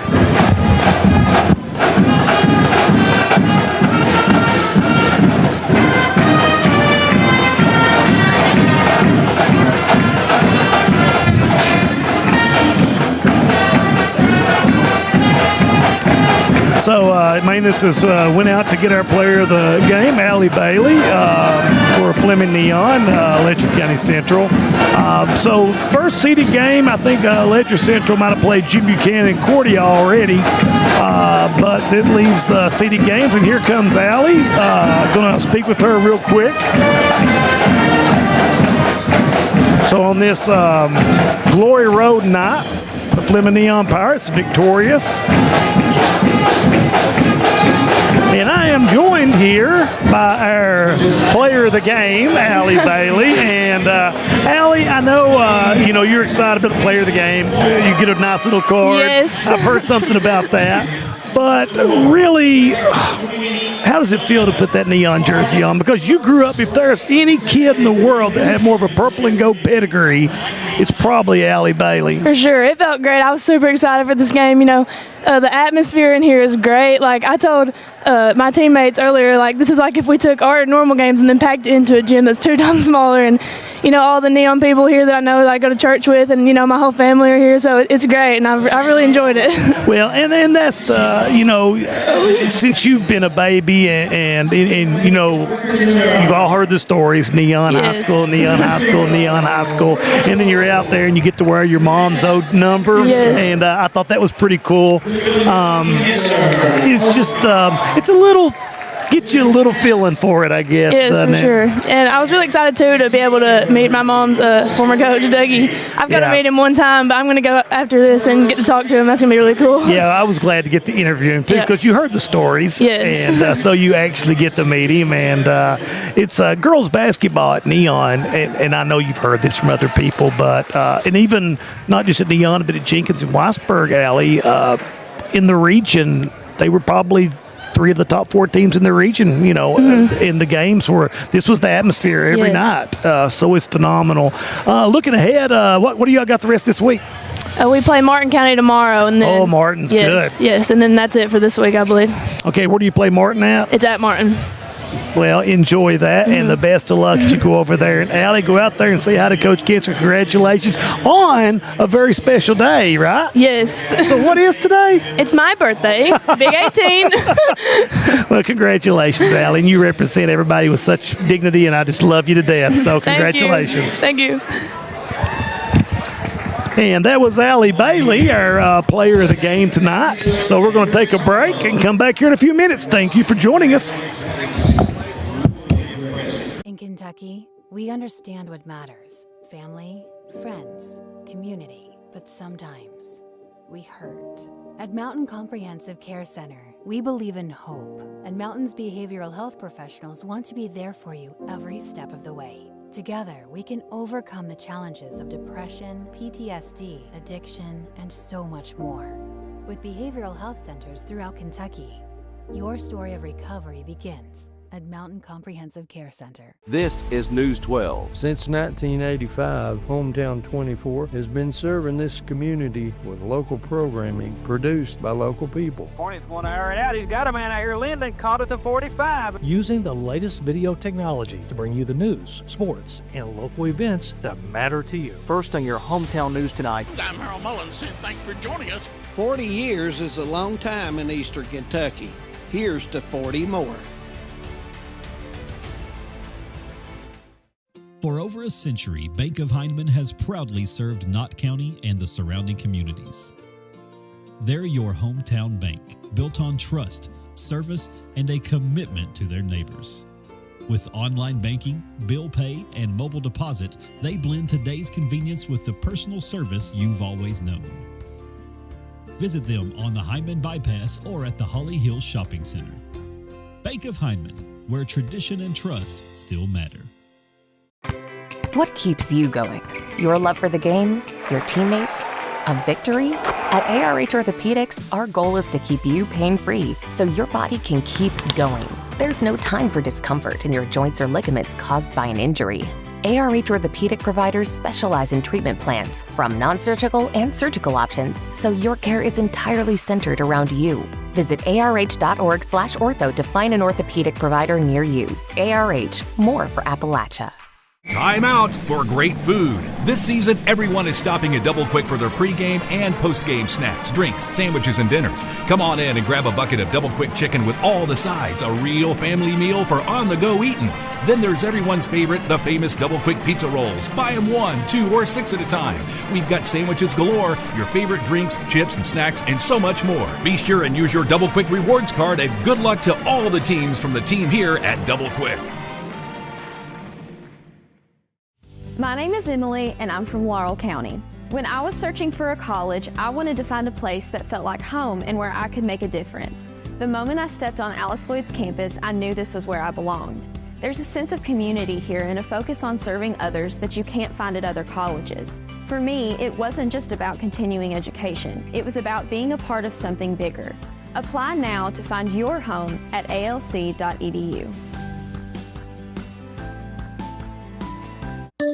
Hey, it's Kristen Mulcahy from Appalachian Wireless. Are you ready to give the gift of connection this Christmas? The kind that keeps you close no matter the distance? Well, at Appalachian Wireless, it's time to tech the halls, and we're slaying some amazing deals. Do you want a phone, tablet, and a smartwatch? Well, who doesn't? The good news is we've got a promotion just for that. So what are you waiting for? These incredible deals are only as good as supplies last. So visit us in one of our many retail or authorized dealer locations, or visit us on the web at AppalachianWireless.com. Because we are you, we are Appalachian Wireless. TVS Mobile is here. Mobile service from the broadband provider you already know and trust. Powered by the nation's most reliable network. TVS is your #1 choice when you need to stay connected. With mobile plans to suit any budget and any situation, and phones from your most trusted brands. Go to tgtvsmobile.com today and see how TVS can keep you connected. The choice is yours. The time is now. TVS Mobile.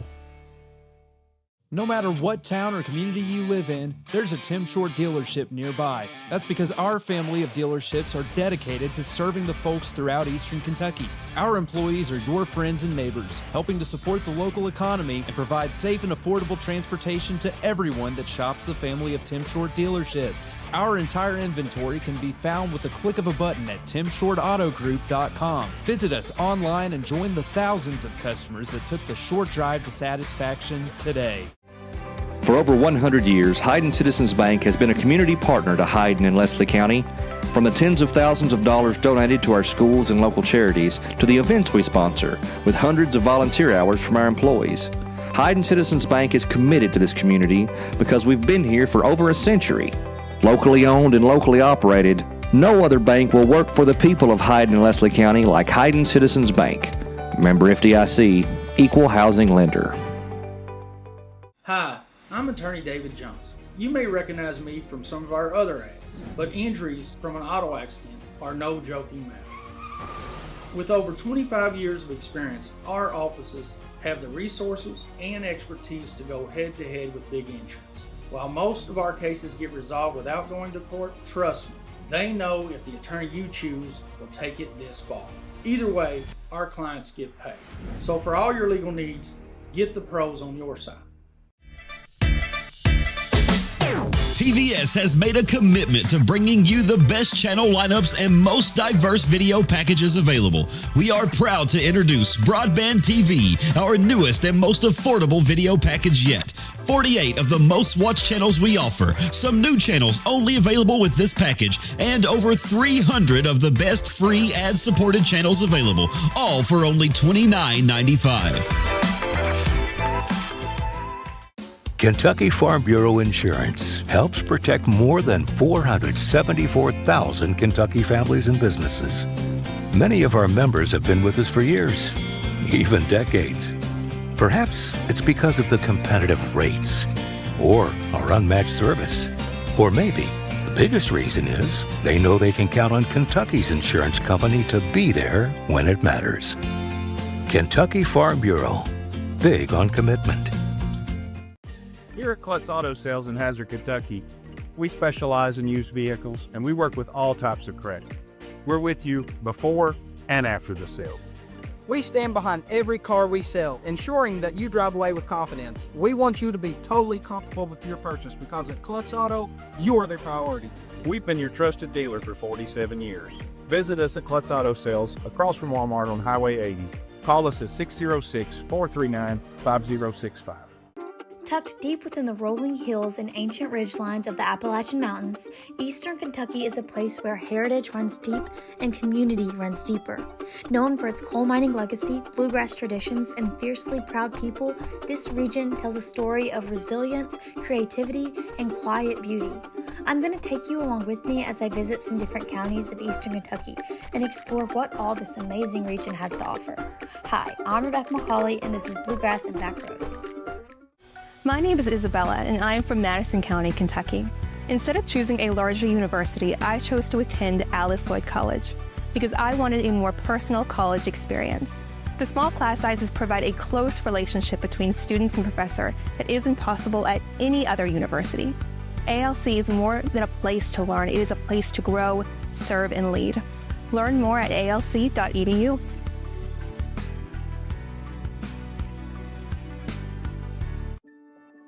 Since 1962, Citizens Bank and Trust of Jackson has been proud to serve the community. They care about the people of Breathitt County and are the only locally owned bank in the community. With 2 branches in Jackson and 1 in Beattyville, they're never too far away when you need them. And with the latest innovations in banking, keeping track of your finances has never been easier. Helping to grow Breathitt County as leaders for over 60 years. That's Citizens Bank and Trust, member FDIC, equal housing lender. Brought to you by Double Quick, Keisha Caldwell Bankruptcy Express, Hometown Pharmacy in Hazard, Mountain Health Alliance, TPBT Bancorp, Primary Care Centers, Kentucky Farm Bureau Whitesburg, and Heidi Hoffensberger Law. Good times, good food, and good people at the Goal Line Bar and Grill.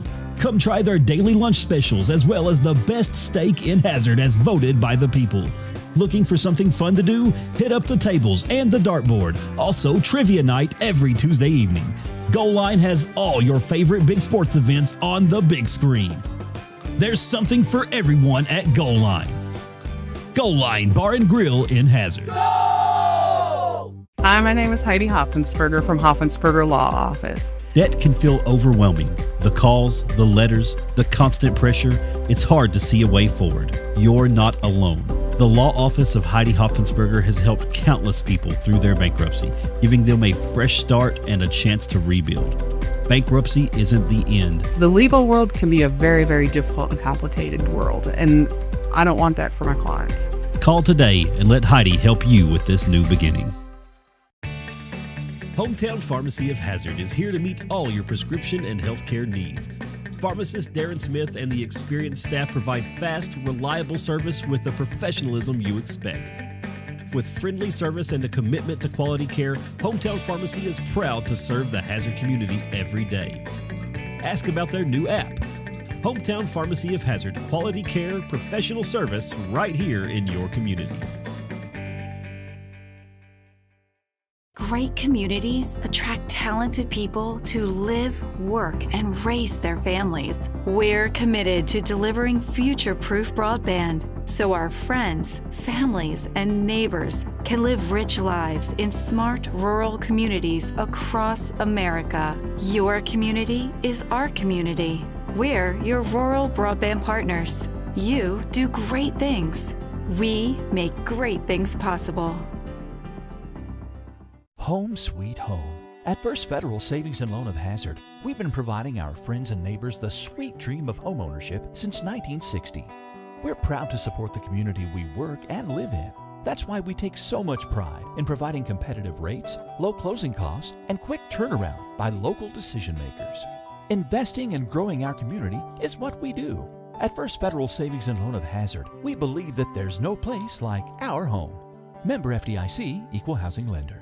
Kentucky Mountain Health Alliance Incorporated, Little Flower Clinic, Quantum Healthcare, and East Kentucky Chiropractic, offering medical, dental, pediatrics, chiropractic, behavioral health, women's health, rheumatology, mat program, x-ray, and transportation. Little Flower Clinic Rheumatology, Dr. Travis Sizemore and Brianna Cornitz, treating autoimmune disorders such as lupus and rheumatoid arthritis, and more. 487-9505. Kentucky Mountain Health Alliance Incorporated, your medical home in the mountains. When financial challenges threaten your future, you need clear guidance and proven solutions. Call Keisha Caldwell Feltner, Bankruptcy Express. Trusted legal experience to help you take control. From stopping creditor actions to protecting your assets. Keisha and her staff deliver efficient, reliable representation focused on results. With flexible payment options, getting the help you need is more accessible than ever. Keisha Caldwell Feltner, Bankruptcy Express. Professional service, practical solutions. The fresh start you deserve. For more than a century, we have stood by the people of Hazard and Eastern Kentucky. Now we begin a new chapter with a new name. People's Bank and Trust Company is now PBT Bancorp. Our look may be new, but what matters stays the same. The same local faces, the same personal service, the same commitment to your goals. PBT Bancorp is here to help you grow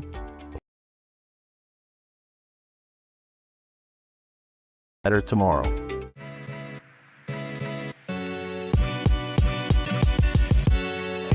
Come right to the source and get the region's best basketball coverage. HT24 puts you right in the middle of the action, and it's free to watch on Facebook. Right here with HT24.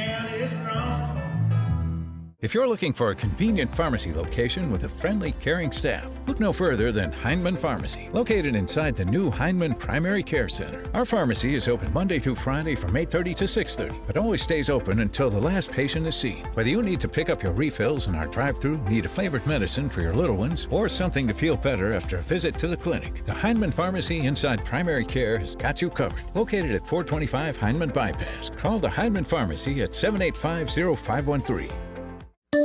Hey, it's Kristen, and at Appalachian Wireless, we love Christmas because we give the gift of savings and connection. Are you not sure what to give? Well, give them something that helps them stay connected and capture those moments that matter the most. Family is where you're valued and appreciated. And this Christmas at Appalachian Wireless, we value you. So come home, check the halls, and get connected with Appalachian Wireless. Visit us today in one of our many retail locations or find out more about the Tech the Halls promotion at AppalachianWireless.com. Because we are you, we are Appalachian Wireless. TVS Cable has everything you need to stay entertained. Video services with all your favorite channels and local sports on Hometown 24. Ask about digital voice service for home and business. High-speed internet so you never fall behind in a game. There's something for all ages. We've got you covered. Sit back and enjoy everything TVS has to offer. Stay connected with TVS. No one likes an uninvited guest, especially when that guest is a potentially dangerous pest. So call Bluegrass Pest Management and let the pros take care of your problem. Locally owned and operated for over 40 years, providing much-needed jobs to local people. With 3 locations in Hazard, London, and Heinemann, they treat rats, mice, roaches, bed bugs, termites, and many more. Open Monday through Friday and now servicing all of Kentucky. Say goodbye to your uninvited guests today. Call Bluegrass Pest Management. In Kentucky, we understand what matters: family, friends, community. But sometimes we hurt. At Mountain Comprehensive Care Center, we believe in hope, and Mountain's behavioral health professionals want to be there for you every step of the way. Together, we can overcome the challenges of depression, PTSD, addiction, and so much more.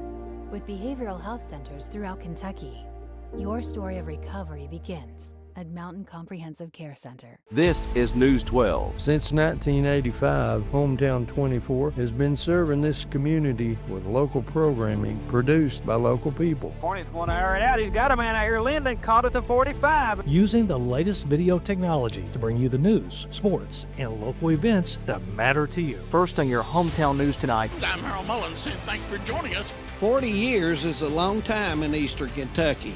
Here's to 40 more. For over a century, Bank of Heinemann has proudly served Knott County and the surrounding communities.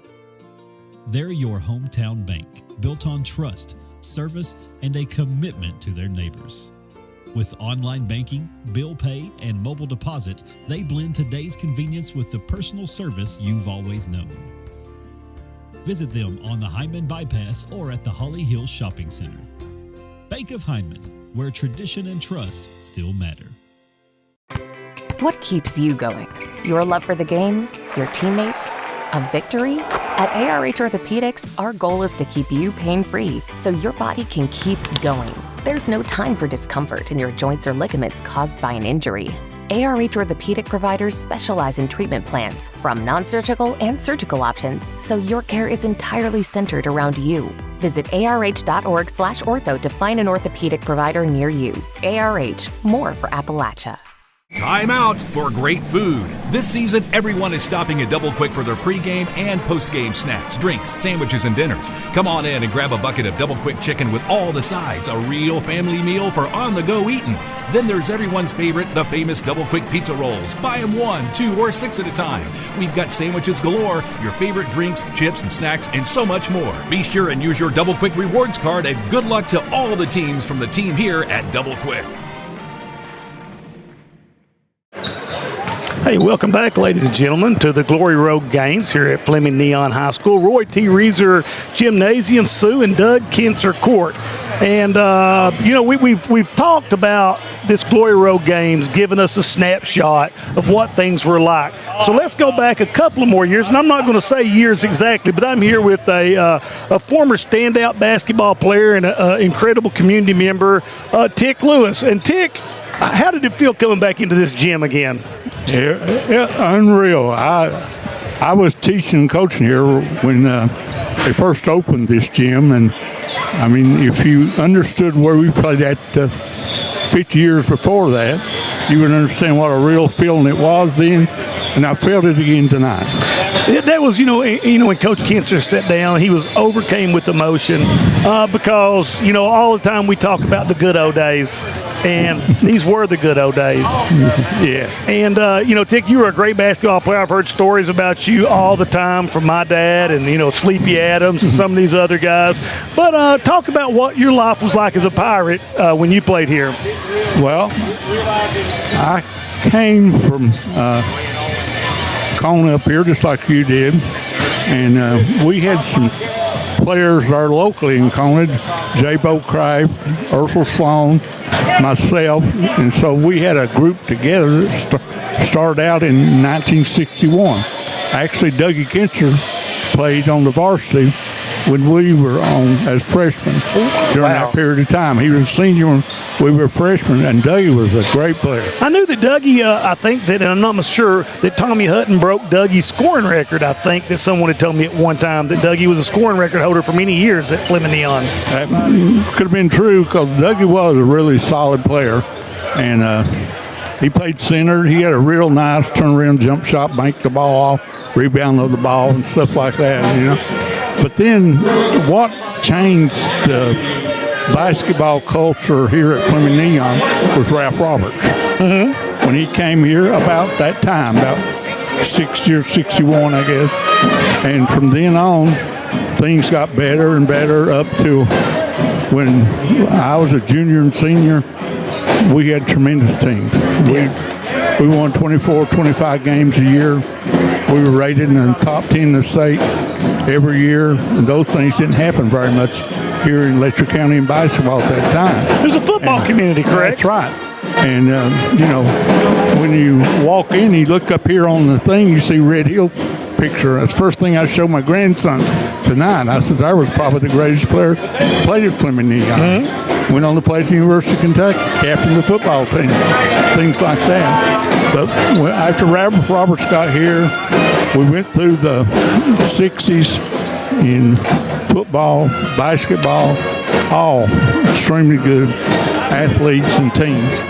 And then we had the year I was a senior, we had me, J. Bo Crive, Willis Tauber, who was a great football, probably the best football, basketball combination player maybe ever play here. Went on to play college football, and then you also had Jim Moore, Les Hall, Ursula Sloan played some, but he got hurt when his senior year and didn't get to play very much, but he was here. And you had a lot of other people here that, you see tonight, P.M. Hogg, you had Bug Yonts, you had Roy Yonts, you had Harold Bowling, Freddie Hall. And that the year that we were seniors was the year they consolidated the black schools in. What kind of impact did that have? The thing it did is those guys that came here were great athletes and great players and had already played. even if they were a freshman or sophomore, done played maybe 2 or 3, 4 years at the high school level at Dunham. But when they came, we had we had 5 seniors, and 4 of them had started for 4 years. So when those guys came in, none of them were starters, but they were great reserves, and they went on after that. You know, you had LaVale Branch, Jimmy Harrison, Leslie Gray, Clarence Peake. You had a lot of those guys. You know, it's a little bit before Tommy Hutton's time. You know, he came on after that, and it's one of the top. Has to be one of the top 10 players ever play here at Fleming Neon. Tommy was in his career, but we graduated before Tommy actually got into high school. Now, Tick, you know, I don't interrupt. I've got limited time, but I want to spend so much. What was your big rivalry game in the district at that time? Well, athletic-wise, it was Jenkins. Really? So it wasn't Whitesburg? No. Whitesburg was a big rival, but athletic-wise, it was Jenkins. Jenkins had 3 Division I basketball players on their team. No way. And they couldn't beat us. So who were some of the Division I players that played at Jenkins? Well, you had David Bentley, went to West Point. You had the 2 Conley boys, went to Moorhead. Then you had Phil Greer, that was a great basketball player, played football at UK. And the other boys, Carl Owsley was a great player over there. And all those boys were college Division I players. You know. Now, Tick, you know, like when I grew up and now, like with your grandson Cooper, they play so much AAU and summer ball and things like that. Did you ever play against these guys, like backcourt ball or anything, or the only time you played against them was in the gym in the game? When we were freshmen or sophomores, I think it was, they had like an all-star team, and we played with the Jenkins boys, David Bentley and those guys, and we played Lynch, Cumberland, Harlan, those people. But not a lot. There wasn't a lot of that. And we didn't play a lot on the playgrounds against each other growing up either. It wasn't, you know, you didn't see those people. On a daily basis like you do now. Yeah, you know, Cooper's friends with people from all over the county, and you know, and you'll learn his name real soon. Cooper Bates, it's a freshman at Letcher Central, but going to be an outstanding quarterback for the Letcher County Central, and a phenomenal athlete. And I know that his grandfather is very, very proud of him. But taking us a couple more questions, and so economically, you know, things were so much different then. You know, with the population and everything there. You know, what would be like, you know, now we've got all 3 schools consolidated, and sometimes it's hard to get people out. But what were the games like when you played? I know, was it big crowds? Oh, yeah. We didn't play many home games because of our gym. It probably didn't hold 200 people. And it burnt, right? Yeah, it burnt, and they rebuilt it. But we played every game almost at home at Whitesburg. Really? And it was a sellout. I mean, we won 24, 25 games, didn't play at home.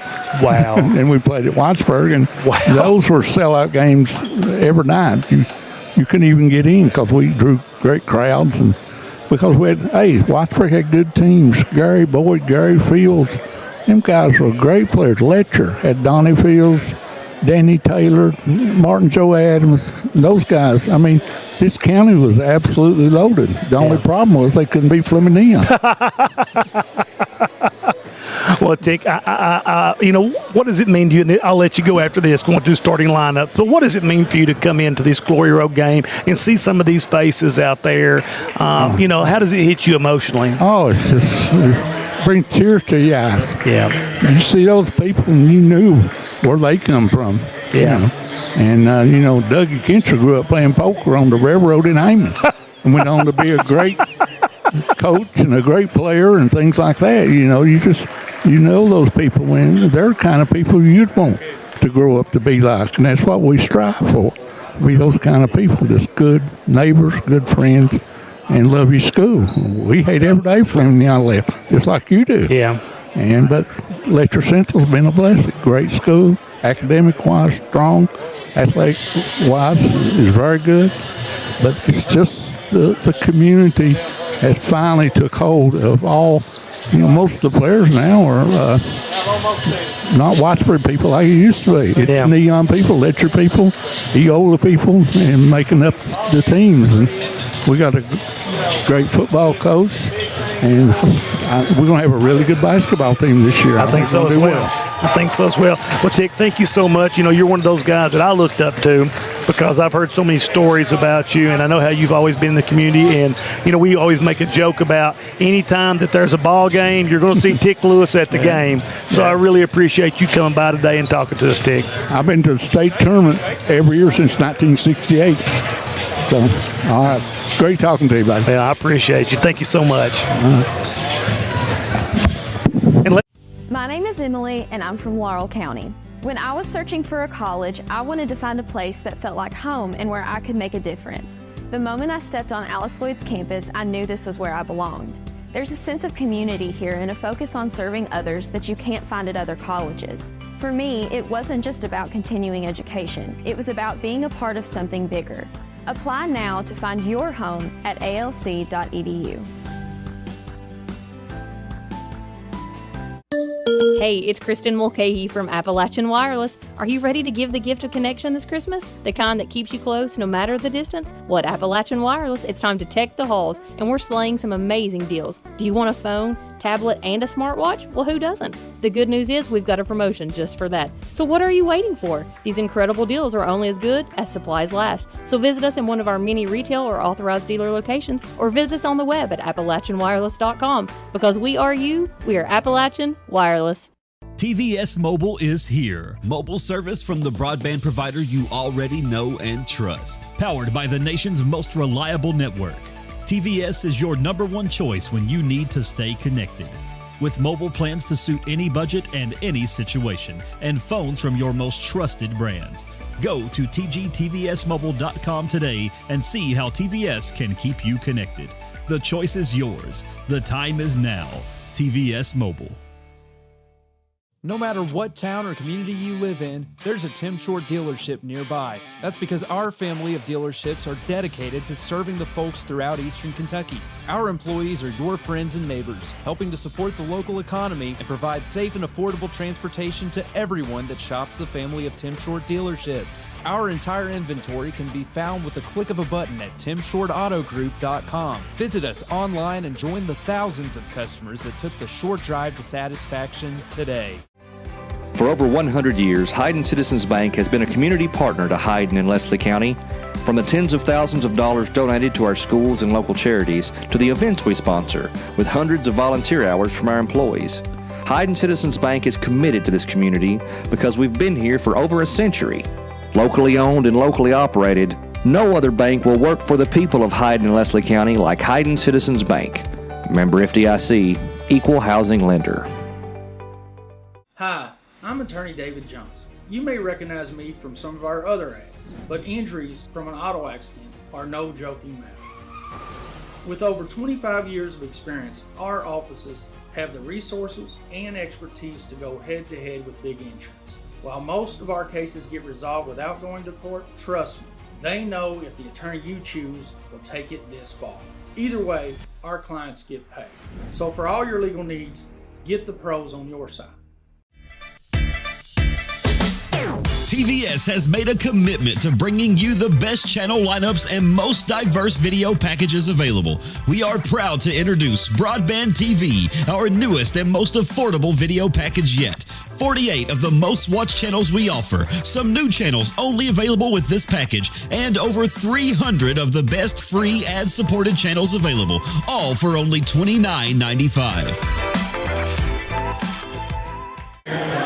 Welcome back to the Bank of Hyman games of the week, and a special presentation by Hometown 24 as the Jenkins Cavaliers boys will face the Fleming Neon Pirates.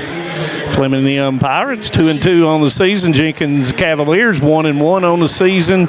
Got word from Coach Winston Lee that Kel Owens would not play in this particular game, and I believe his brother is wearing his jersey. Yeah, and Kel, a phenomenal athlete, and I'm sure that everybody in the 53rd District remembers Kel's big shot in the district tournament last year. As Manus refers to it as the shot heard around the world. Number 5, senior guard Spencer McNeely. Number 10, senior guard Chase McNeely. And, of course, Coach Lee good enough to give us the new numbers he had. Number 11, senior forward Malachi Atkins, and a real athlete is Malachi. Yeah. Number 15, number 15, Sean Michael Collier, senior forward. And number 34, senior forward Connor Rose, who's averaged a double-double at 15 and 10 for Coach Winston Lee, 5th year as a coach at Jenkins. Of course, defending 53rd District champions. And, of course, he is a Whitesburg alum. Now for the Fleming Neon Pirates, 2-2 on the season, coached by Mr. Trevor Noble in his 2nd year.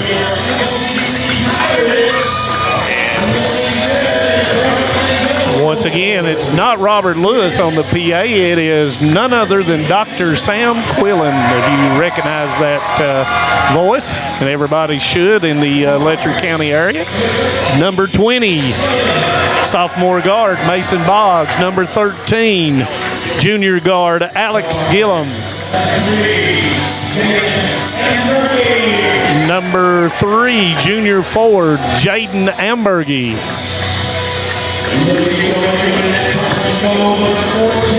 Number 14, senior forward Turi Delaney.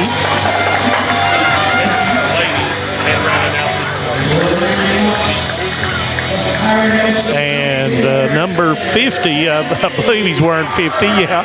Number 50, junior forward Cameron Hayes, who transferred to Fleming Neon from Jenkins.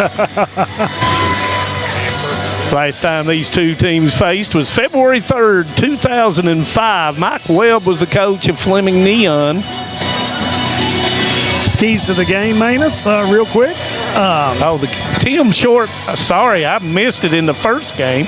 The Tim Short auto keys of the game. Jim? Well, I mean, Fleming Neon definitely wants to keep this game up tempo, moving as quick as they can, get good shots, and apply a lot of defensive pressure on Jenkins. I think for the Cavaliers, it's going to be to take care of the basketball, hit the board solid, take advantage of second chance opportunities. Jenkins with the tap, and the referees Dylan Fields, Brian Napier, and Will Fugan, and that's going to be a throwaway by Atkins. Hayes goes in, and a lot of body contact, and nice angle from this end zone. We haven't done this since we did the Powell County games in the region down in the end zone. Ball goes to the Pirates. Jenkins in man-to-man, looks like, Jim. Yeah, nice skip pass across to Ambergy. Ambergy floats in, gives it to Gillum for the 3. Good. Yeah, Gillum really one of the keys to this Pirates team. When he's able to get going outside, he can hit it a lot with a lot of frequency. And, that opens up the middle for Hayes and Delaney to go through the lane. Jenkins running motion offense. Rose pump fake goes up. It's going to be off. Rebound Delaney. Left hand advance Gillum. Can it be 2 in a row? It is. And that's what we talked about with Gillum. When he sets his feet, you see a big difference in his ability to knock down the 3 when he gets set and not rushes his shot. That penetration by the Pirates and the kick pass allows him to set up really nice for that 3-point basket. And that's a steal by Delaney. Steps through, left hand, good. Yeah, nice move by Terry Delaney. Not having to average as many points for the Pirates as he did last year. Still, as Hayes gets it, in and out dribble goes by, and I think we're going to have a foul, and we do.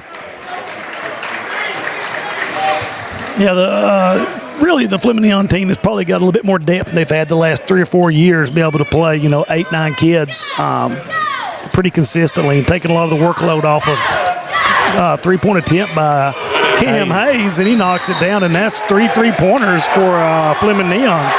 And a timeout by Coach Lee, and let's see what they've got. And it's at 30 seconds, and we'll stay here. 6:25 as the Pirates have gotten off to a really good shooting start, 11-0 here. And, the thing about with Coach Lee and with Owens being out of the game tonight, he predominantly is the ball handler for Jenkins. So that changes a lot of the offense and an experienced player for Coach Lee. And not just the ball handler, he's pretty much scorer too. The primary scorer for that team. And Kel's a phenomenal athlete, baseball and basketball. And Jenkins, I saw the video, really bad ankle turn. He's going to be out for probably a couple of weeks. So I wish him well and hope he gets back healthy. And I'm sure that Coach Lee says the same thing. Yeah. So as we come back out of the timeout, Coach Lee trying to slow down the Pirates and man-to-man pressure. And it's going to be knocked away. Delaney with it, and it's knocked away from Delaney. Rose will pick it up, gives it up, and then, like I said, it's going to be thought they may be Rose goes up. Who that foul is going to be? I believe it's going to be on Delaney, and it is. Rose imposing his will inside there. Yeah, Rose, big kid, big broad-shouldered kid, did a good job creating space and staying after the ball. And like we talked about in the keys to the game, so important to Jenkins to be able to hit those boards and get those second-chance points, Manus. And, of course, Connor Rose averaging 15 points and 10 rebounds. Of course, Jenkins coming off of a loss to Jackson City, and Rose will make the second one. Of course, they defeated J.I. Burton over at White's. Norton, I mean. Yeah, Gillum with the heat check. Instead of a pull straight up, end up in the same position. McNeely with the basketball out front being guarded by Boggs. Yeah, McNeely got great speed. We've watched him, play football, basketball, both the McNeely kids, extremely quick. Great track athletes as well.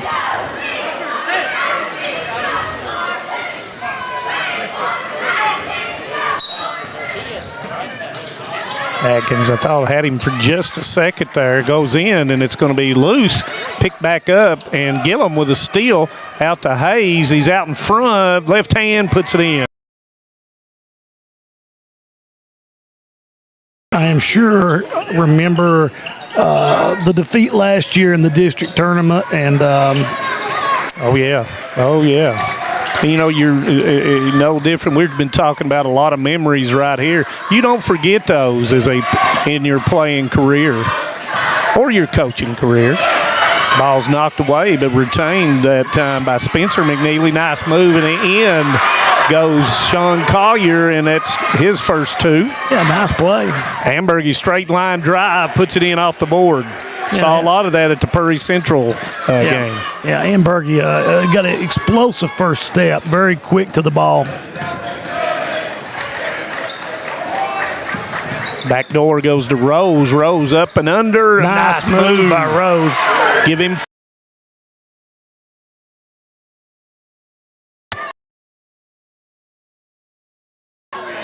Rattles and goes. Right now, Pirates really hot from outside, Manus. That's the fourth made three-pointer here in the first quarter. And the thing about it is, if they knock those shots down, it's going to open up avenues inside as Boggs knocks it away, but it goes back to Collier.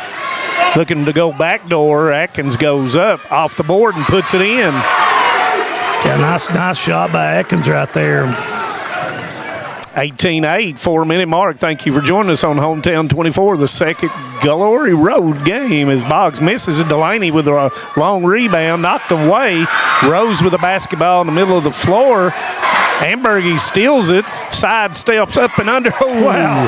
Circus shot by Amberger as he puts a little massé on the ball and rolls it in on the left-hand side of the backboard. Give him 4. And, of course, number 10 is Chase McNeely. 5 is Spencer McNeely. Rose with a shot, misses it. Long rebound comes down to Boggs. He's got a 3 against 2. Nobody stops the ball, and he puts it in. Yeah, nice take by Boggs. Give him 5. You do what you're supposed to do. Once you go below that free throw line, you just take it in there and lay it in. Nobody stops the basketball. McNeely, and he's shuffled his feet, and that's going to be a turnover for the Cavs. Yeah, floor a little slick right there. His feet came out from under him right here on the baseline, and he turned it over. 22, Hunter White in the game, along with number 3 for Jenkins. And I'm going down this roster, and I can't find a number 3. I'll have to go back and look. Yeah, Con and Addington in for the Pirates right now. Addington wearing double alt. Boggs goes back, and I think on the baseline, or they call a foul? I think they're going to call a foul. They do call a foul. And I'll see who number 3 is for some reason. Aiden. But I don't have a last name on that. Okay. I'll figure that one out. Logan Kahn wearing number 4 as usual. Boggs, long 3, misses it. Tipped by Hayes, and it's going to go to McNeely. 1 against 1, goes up. And Kahn is going to be called for a foul. Aiden Lester is number 3. Lester. All righty. Thank you. That's why I've got you established doing that. And number 10, Chase McNeely, will go to the line. First free throws, and that's going to come up short. Okay. Thank you, sir. You're welcome. First free throws of the season for him. The second one is good. 22-9. And you can see the Pirates really wanted to play up tempo. Con with a big. Con went from the 3-point line to the basket and never put the ball on the floor out there. And caught it with that one. And you're allowed to do that. I know. That's the key, is when you catch it. Con with really a physical player. Doesn't mind to be pushed on, and he don't mind to give it back.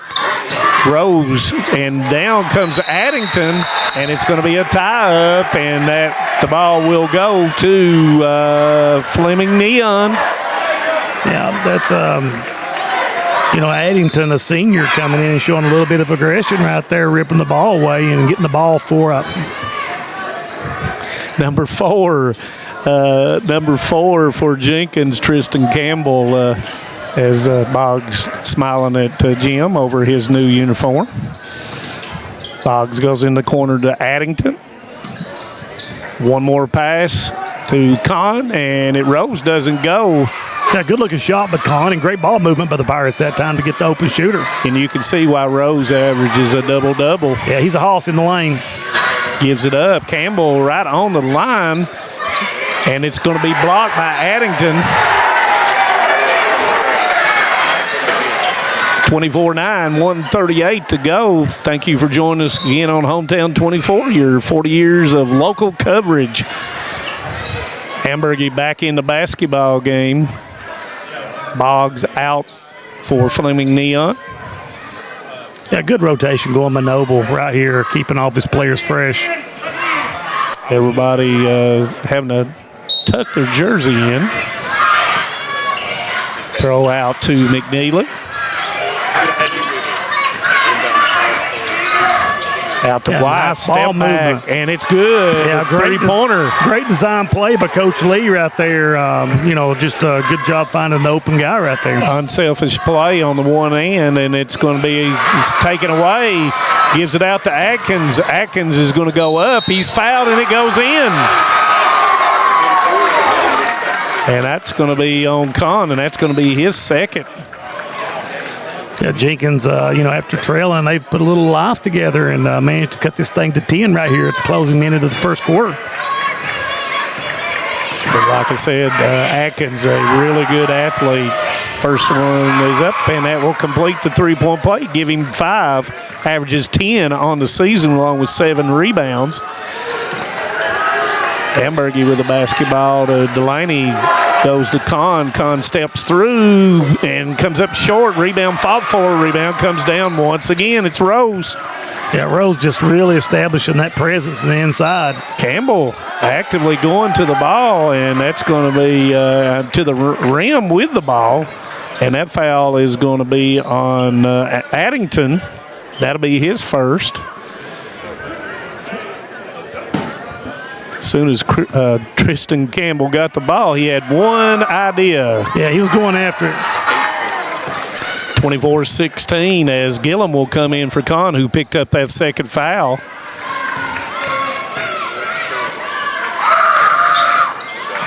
Second one's good. Yeah, Jenkins shooting well from the free throw line. 6 Cavaliers in the scoring column. Addington in the corner being doubled. Reverse dribble gives it up to Delaney. Delaney goes up. He's fouled. Thought for a second he was going to go to Gillum on the weak side block. Yeah, Gillum flashed wide open when the double team rode over to Delaney.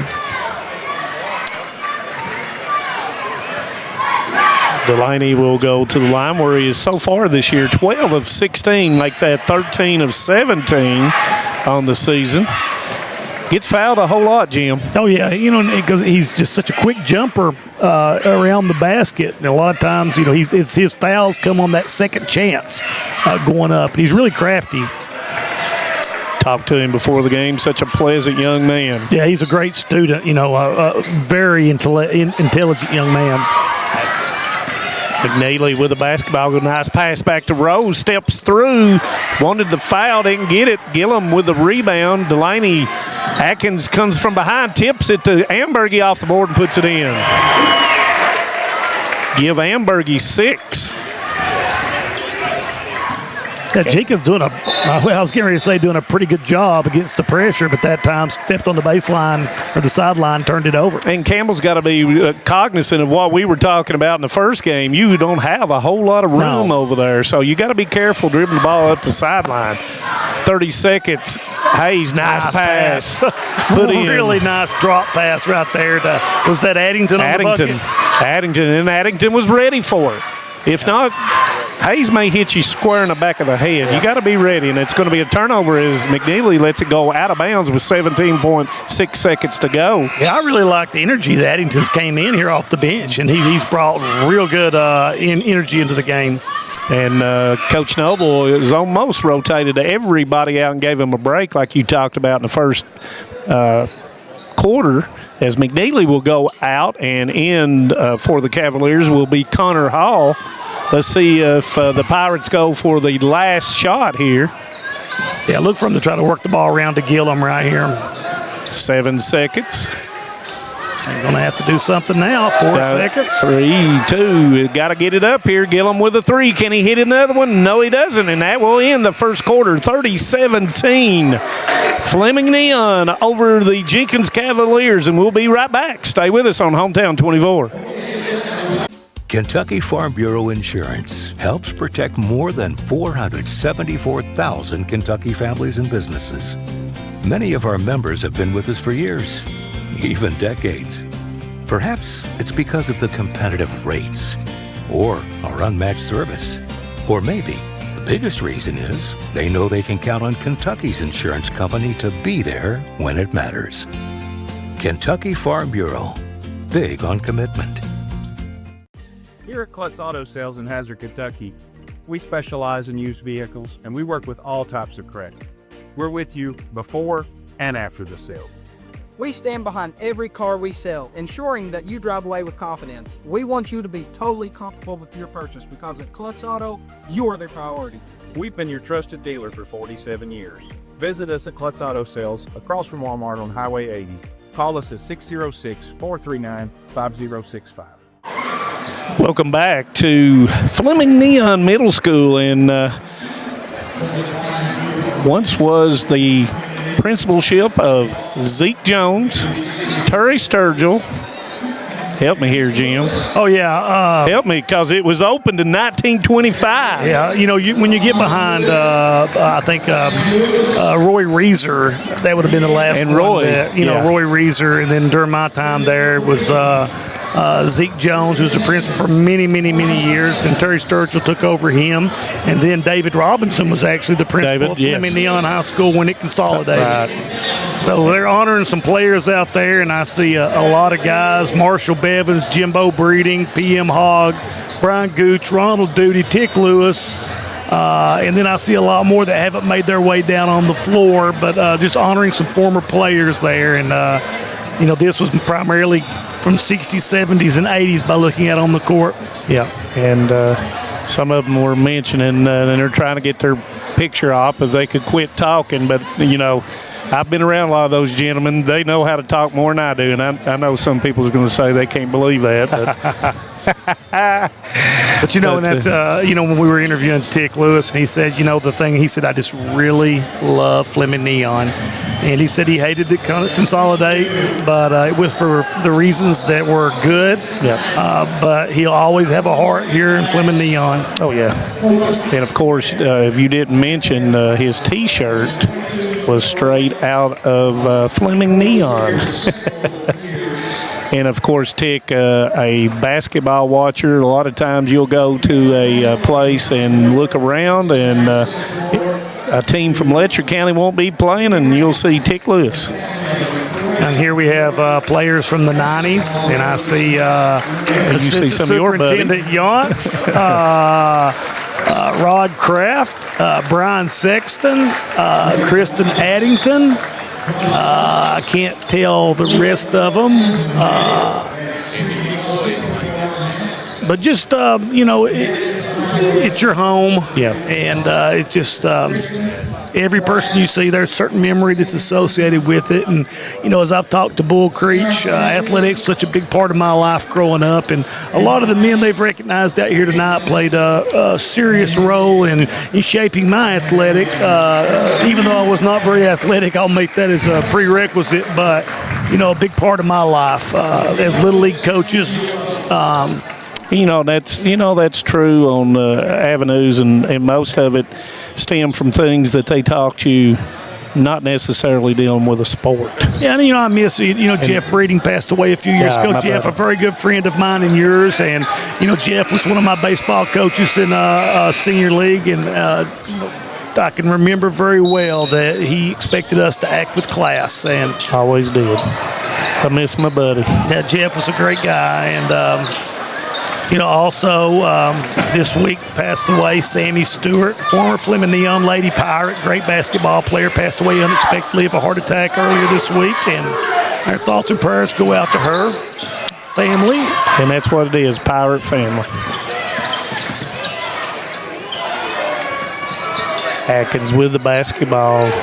McNeely brings it back out as we're starting the second quarter, 30-17, and Pirates really ramping up that defense out on the exterior. And, once you push somebody out to the 25 and 30-foot marker, you can't get into what your offense, and Coach Lee understands that. And it's hard to do it, once again, without Cale Owens to be that person to get the ball in the middle of the floor and run that offense.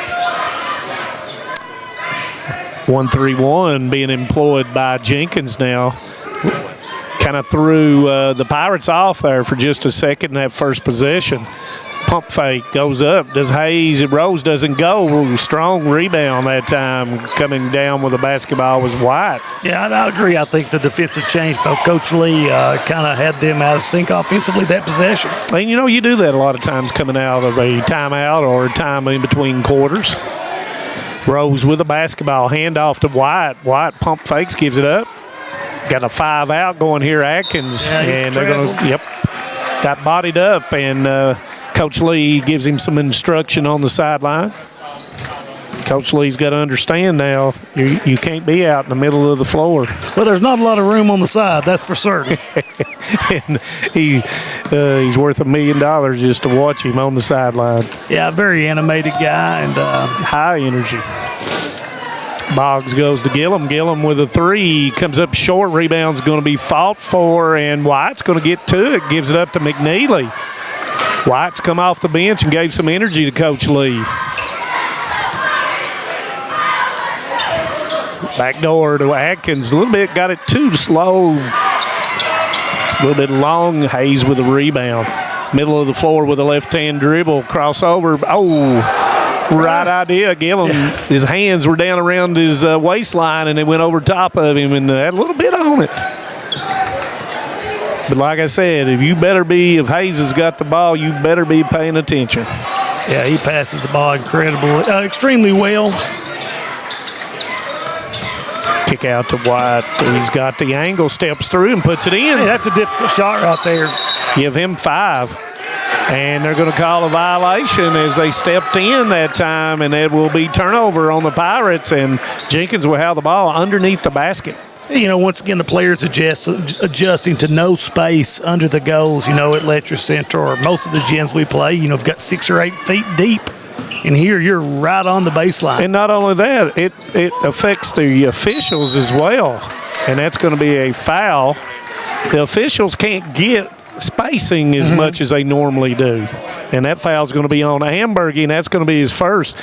Even on the baseline, normally where Brian Napier is getting ready, he'd fall back in here, and he can't do that. So the angles are a little bit different as an official in a tightly area. Rose tried to get it in there, up and through, and puts it in. Yeah, I'm very impressed with Rose. He's really solid ball player for the Cavaliers since they've cut it to 9. And he is a load, like you said. He's got 6. Hayes, open 3. It's long. Rebound's going to be fought for. Ambergy's got it, goes up, and he's going to be fouled by Rose. And that will be Rose's first. Yeah, one thing I've noticed, Jenkins doing a great job blocking out down there in the post, Manus. And, the thing about it is it's hard to block out of a zone. And when you play that 1-3-1, the weak side's got to get down real quickly and box out that person coming from the baseline in. First one is good.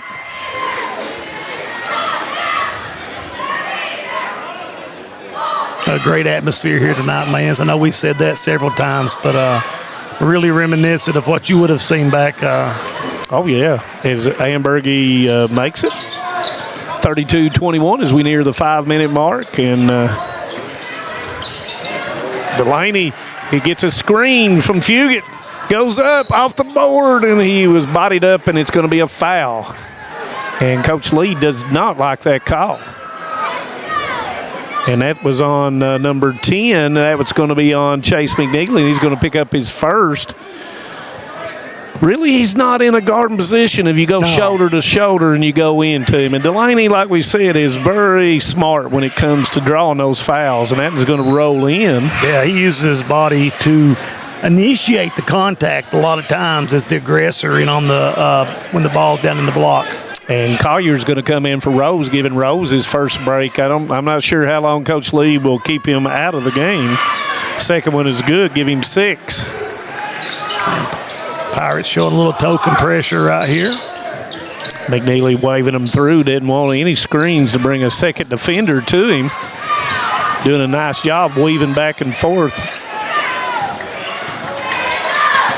Goes back to McNeely out at the 3-point line, being guarded by Boggs. And the idea is to keep your dribble alive until you get that pass. Hall gives it up to Atkins. Step back, goes into McNeely. He goes up off the board. It doesn't go. Rebound's going to be fought for, and that comes down to Collier. Atkins goes into the lane. He's bumped a little bit by Hayes. Hayes is going to pick it up. Got people behind. Chest pass. Gillum nice gives pass it up. by Gillum right there. He already, as the ball was coming to him, he knew where he was going with it, and great fast break. Ball doesn't touch the floor. He ends up in 2 points for the Pirates. 4-minute mark, 36-21. McNeely, nobody steps through. Up and up, misses it. Rebound comes down to Hayes. Hayes once again looking up the floor. Left-hand dribble, nobody stops the ball. He puts it in. Yeah, Hayes does a good job on the break right there. And you got to stop ball, Manus. Yep, and if you don't, that's what happens right there. Give him 7. Boggs hounding. That's going to be a timeout, and it's going to be a full timeout, and we'll take a timeout too on Hometown 24. Stay with us. Tucked deep within the rolling hills and ancient ridgelines of the Appalachian Mountains, Eastern Kentucky is a place where heritage runs deep and community runs deeper. Known for its coal mining legacy, bluegrass traditions, and fiercely proud people, this region tells a story of resilience, creativity, and quiet beauty. I'm going to take you along with me as I visit some different counties of Eastern Kentucky and explore what all this amazing region has to offer. Hi, I'm Rebecca McCauley, and this is Bluegrass and Backroads. My name is Isabella, and I am from Madison County, Kentucky. Instead of choosing a larger university, I chose to attend Alice Lloyd College because I wanted a more personal college experience. The small class sizes provide a close relationship between students and professor that isn't possible at any other university. ALC is more than a place to learn, it is a place to grow, serve, and lead. Learn more at alc.edu.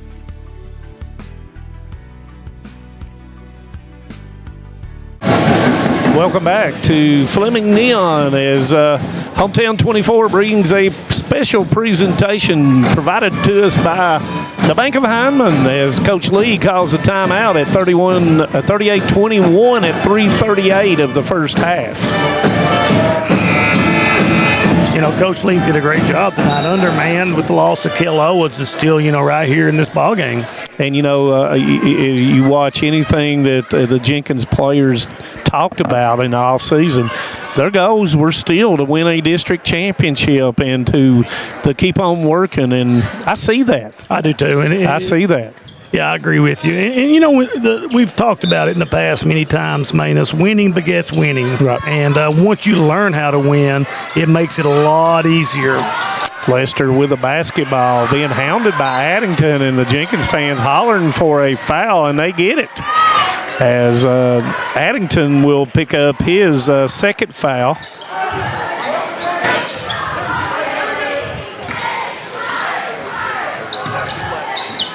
Campbell, who gave some good minutes back in the game.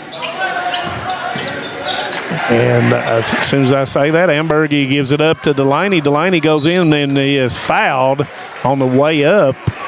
And Lester picks up his second foul. Yeah, Delaney will go back to the free throw line where he's been there quite often already tonight. 4 of 4 so far. 80%, 16 of 20 so far on the season. And he's one of those guys you just can't put him on the line. And wouldn't you know, you put the jinx on him. And these goals are very soft. Yep. News, Eddie Melton, former coach of football at Leslie County, has been hired at Leslie County High School. Solid hire for the Eagles. That by the Eagles Nest, I believe. Yes, sir. Eagles Nest, who I watch a whole lot for Leslie County information. Yeah, they do a great job for their there. people. Yes. Working it up. Nice job by Jenkins getting it up.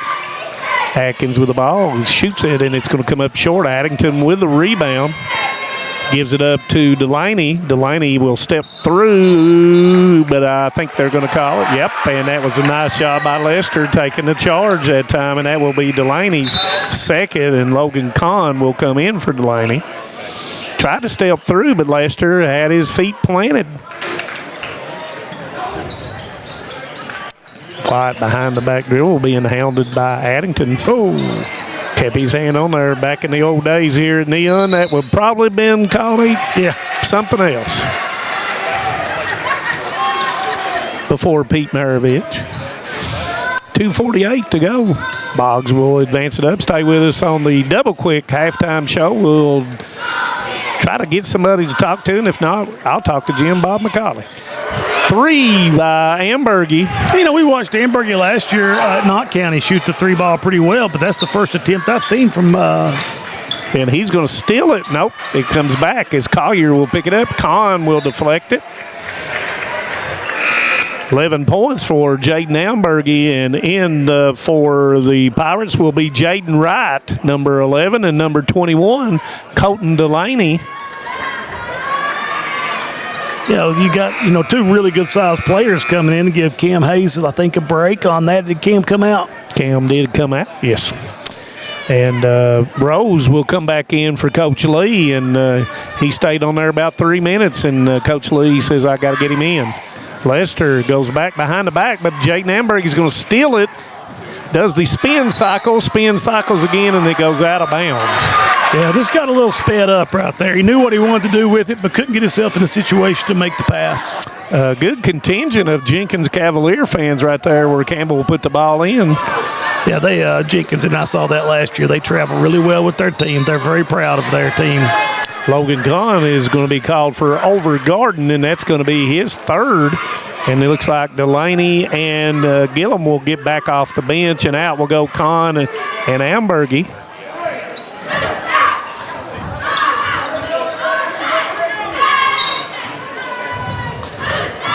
And Gillum's going to steal it, tries to cross over dribble, gives it back to Delaney, going diagonal to his brother Colton. 3, good.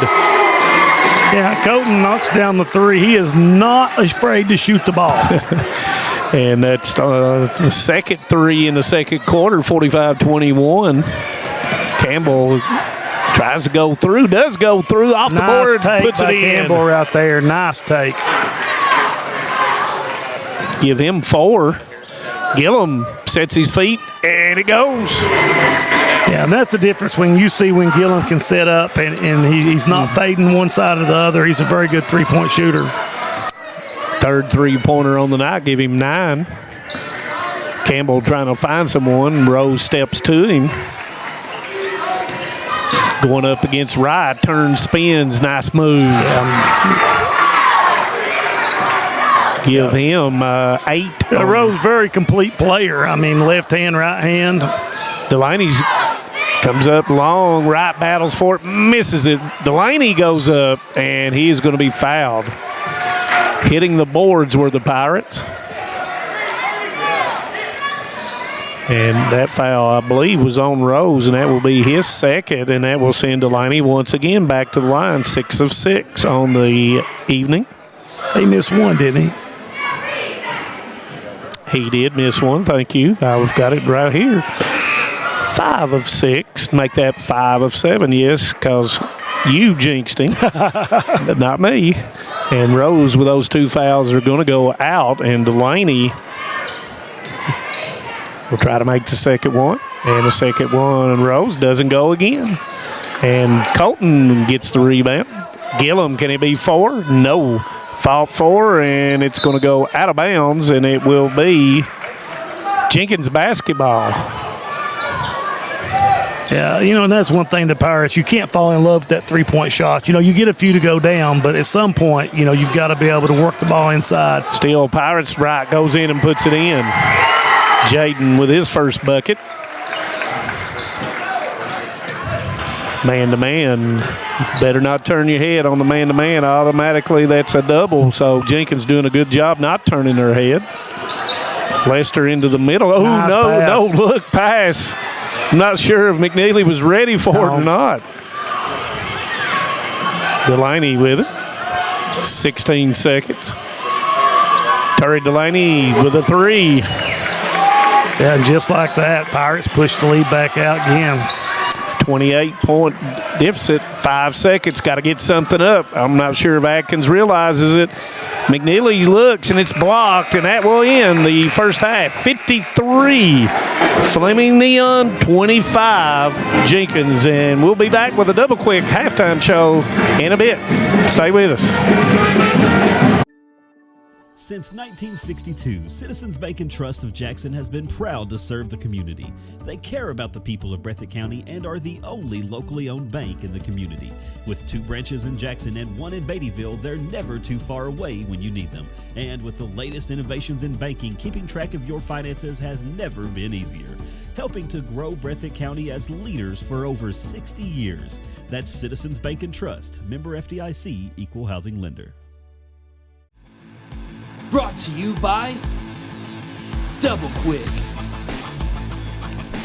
Keisha Caldwell Bankruptcy Express, Hometown Pharmacy in Hazard, Mountain Health Alliance,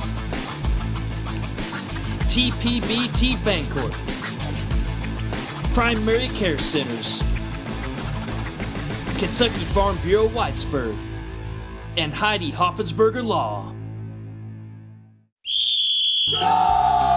Good times, good food, and good people at the Goal Line Bar and Grill. Come try their daily lunch specials as well as the best steak in Hazard as voted by the people. Looking for something fun to do? Hit up the tables and the dartboard. Also, trivia night every Tuesday evening. Goal Line has all your favorite big sports events on the big screen. There's something for everyone at Goal Line. Goal Line Bar and Grill in Hazard. Hi, my name is Heidi Hoffensberger from Hoffensberger Law Office. Debt can feel overwhelming. The calls, the letters, the constant pressure, it's hard to see a way forward. You're not alone. The law office of Heidi Hoffensberger has helped countless people through their bankruptcy, giving them a fresh start and a chance to rebuild. Bankruptcy isn't the end. The legal world can be a very, very difficult and complicated world, and I don't want that for my clients. Call today and let Heidi help you with this new beginning. Hometown Pharmacy of Hazard is here to meet all your prescription and healthcare needs. Pharmacist Darren Smith and the experienced staff provide fast, reliable service with the professionalism you expect. With friendly service and a commitment to quality care, Hometown Pharmacy is proud to serve the Hazard community every day. Ask about their new app. Hometown Pharmacy of Hazard, quality care, professional service right here in your community. Great communities attract talented people to live, work, and raise their families. We're committed to delivering future-proof broadband so our friends, families, and neighbors can live rich lives in smart rural communities across America. Your community is our community. We're your rural broadband partners. You do great things. We make great things possible. Home sweet home. At First Federal Savings and Loan of Hazard, we've been providing our friends and neighbors the sweet dream of homeownership since 1960. We're proud to support the community we work and live in. That's why we take so much pride in providing competitive rates, low closing costs, and quick turnaround by local decision makers. Investing and growing our community is what we do. At First Federal Savings and Loan of Hazard, we believe that there's no place like our home. Member FDIC, Equal Housing Lender. Kentucky Mountain Health Alliance Incorporated, Little Flower Clinic, Quantum Healthcare, and East Kentucky Chiropractic, offering medical, dental, pediatrics, chiropractic, behavioral health, women's health, rheumatology, mat program, x-ray, and transportation. Little Flower Clinic Rheumatology, Dr. Travis Sizemore and Brianna Cornitz, treating autoimmune disorders such as lupus and rheumatoid arthritis, and more. 487-9505. Kentucky Mountain Health Alliance Incorporated, your medical home in the mountains. When financial challenges threaten your future, you need clear guidance and proven solutions. Call Keisha Caldwell Feltner, Bankruptcy Express. Trusted legal experience to help you take control. From stopping creditor actions to protecting your assets. Keisha and her staff deliver efficient, reliable representation focused on results. With flexible payment options, getting the help you need is more accessible than ever. Keisha Caldwell Feltner, Bankruptcy Express. Professional service, practical solutions. The fresh start you deserve. For more than a century, we have stood by the people of Hazard and Eastern Kentucky. Now we begin a new chapter with a new name. People's Bank and Trust Company is now PBT Bancorp. Our look may be new, but what matters stays the same. The same local faces, the same personal service, the same commitment to your goals. PBT Bancorp is here to help you grow, plan, and build for the future. PBT Bancorp, preparing for a better tomorrow. Hey, welcome back here, ladies and gentlemen, to Fleming Neon, Roy T. Reeser Gymnasium. Doug and Sue Kinser Court, and we've got another interview, and this guy here, an incredible baseball standout at Fleming Neon High School, graduated in 1991. But besides being a great athlete, probably an even better person. And I've got with us today Mark Wright. And Mark, thanks for joining us, brother. Appreciate it, man. Mark, you come back here, you're like me. We actually graduated together and been friends a long time.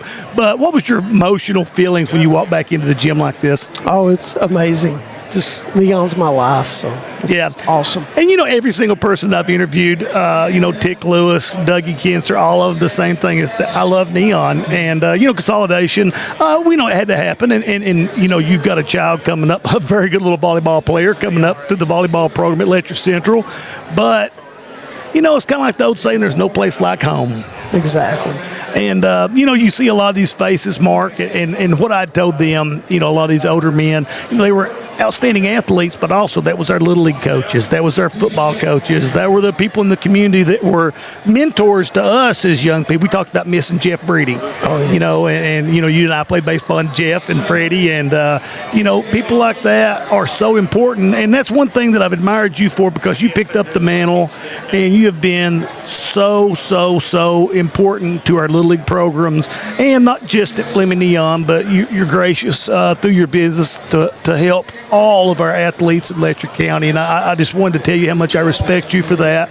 But Mark, talk a little bit about your experience at Fleming Neon back in the olden days. Exactly.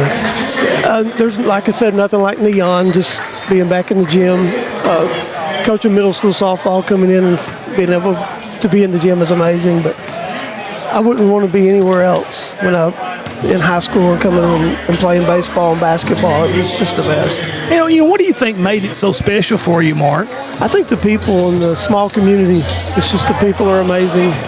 It is, and you know that's something that you know.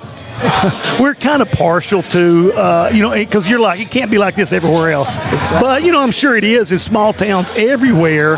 But, you know, every person that I saw go out there on the court to be recognized, there was a story that was either that I had experienced or maybe my dad had told me or somebody else had told me. And those were the people. Now, I wasn't always the best behaved kid, and a lot of times those people are the ones that said, hey, we don't act like that, or we don't do that. And in a society today that doesn't have the accountability that I often like, those guys kept us in line.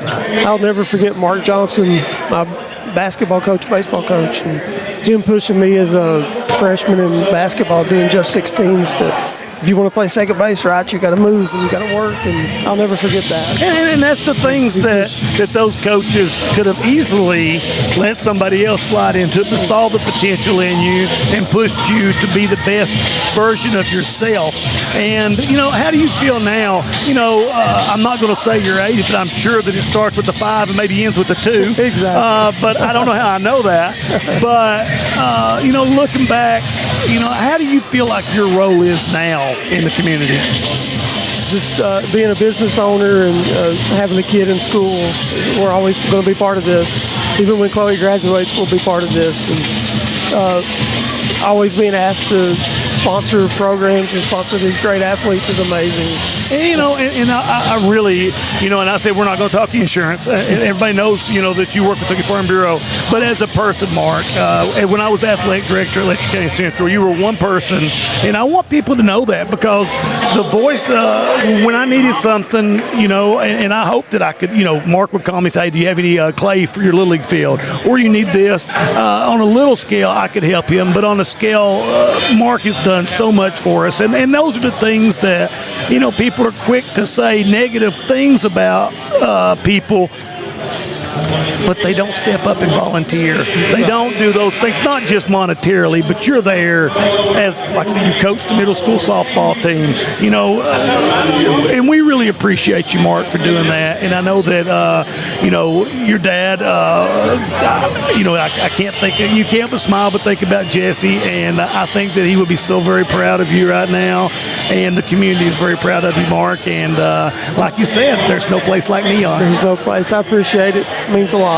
And I just wanted to thank you for coming by, and I just wanted to get a chance to talk to you. And, you know, you're one of those guys that have touched more lives in our community than most people will ever know through the Little League programs and coaching and all the things that you've done. And I really appreciate you, Mark. And thanks for stopping by, brother. Appreciate it, man. Thanks. So that was Mark Wright, former alumnus, 1991 at Fleming Neon High School. And, you know, just talking a little bit about what community members that remember their programs and come back and give back. And you know, we look at people like P.M. Hogg, you know, his father Maynard Hogg, now his son Jason Hogg, Nathan Bailey, Sam Quillen, Philip Adams, all these people that have given freely of not just monetarily but their time for our kids in Letcher County.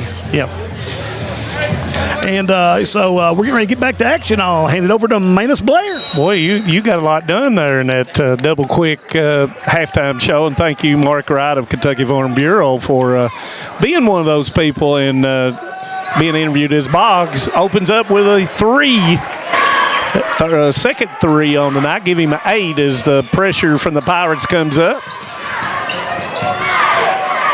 To the most part, Jenkins has handled it really, really well. They just got to do that right. Oh, and Rose, I thought he put it in. A rare miss by Rose. But, you know, and when you see a team that comes out and you put the pressure on them, you know, that's a reflection of the coaching that Coach Lee does with this team, to be in the right spot at the right time. You can't make the shots for them, but you can put them in the place to make the right plays. And the Cavaliers have reflected on that very well tonight. And, you know, you just got to execute and you got to put it in. If you want to win ball games, it looks diagonal against that 1-3-1. Spin cycle, puts it up, misses it to Zamberg. Tip back out, and it will be Pirate basketball. It's kind of like some of those small Knott County gyms over there. Beaver and Jones Fork went over and refereed some, and you just have to put it wherever you can put it as official, get it in. Gillum 3, misses it. Delaney with the rebound, turns, puts it up, and it is good. Give him 14 on the night. You know, we talk about Delaney, very good scorer, but I would imagine that 50% of his points come on second chance opportunities. And a very unselfish player. Rose, nice job by Cavaliers once again, breaking the press. Rose, step back, gives a pump fake. Knocked away from him, and it's going to be Boggs against McNeely. Goes in off the board. It doesn't go. Rebound, Atkins. Yeah, good hustle by Gillum there to knock the ball out of bounds. Once again, want to thank everybody from Superintendent Damian Johnson all the way down to Principal Marvin Boggs and all the Jenkins Cavalier people for making this possible by allowing Letcher County Central and Coach Trevor Noble to schedule this game along with Coach Keith Baker.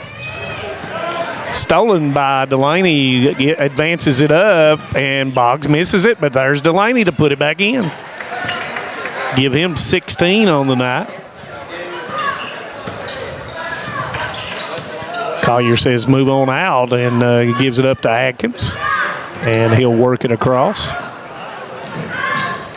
Kick out, and there's Gillum in the passing lane. Got a 3 against 2. Delaney nice gives drop it up. off by Delaney to Ambergy to put it in, and is it a timeout? It's going to be a timeout. No. Yeah, injury. Hayes twisted his ankle right there. Make a misstep. And Logan Kahn will come in. Nice job by Ambergy, jumping off, getting himself set and jumping off 2 feet, squaring his shoulders, and that's so important around the basket. And, despite his slight build, Ambergy is a very strong young man. As we found out one day in the hallway. Delaney goes in, left hand, puts it in. Yeah, there's a timeout by Jenkins as Pirates have exploded here in the second half.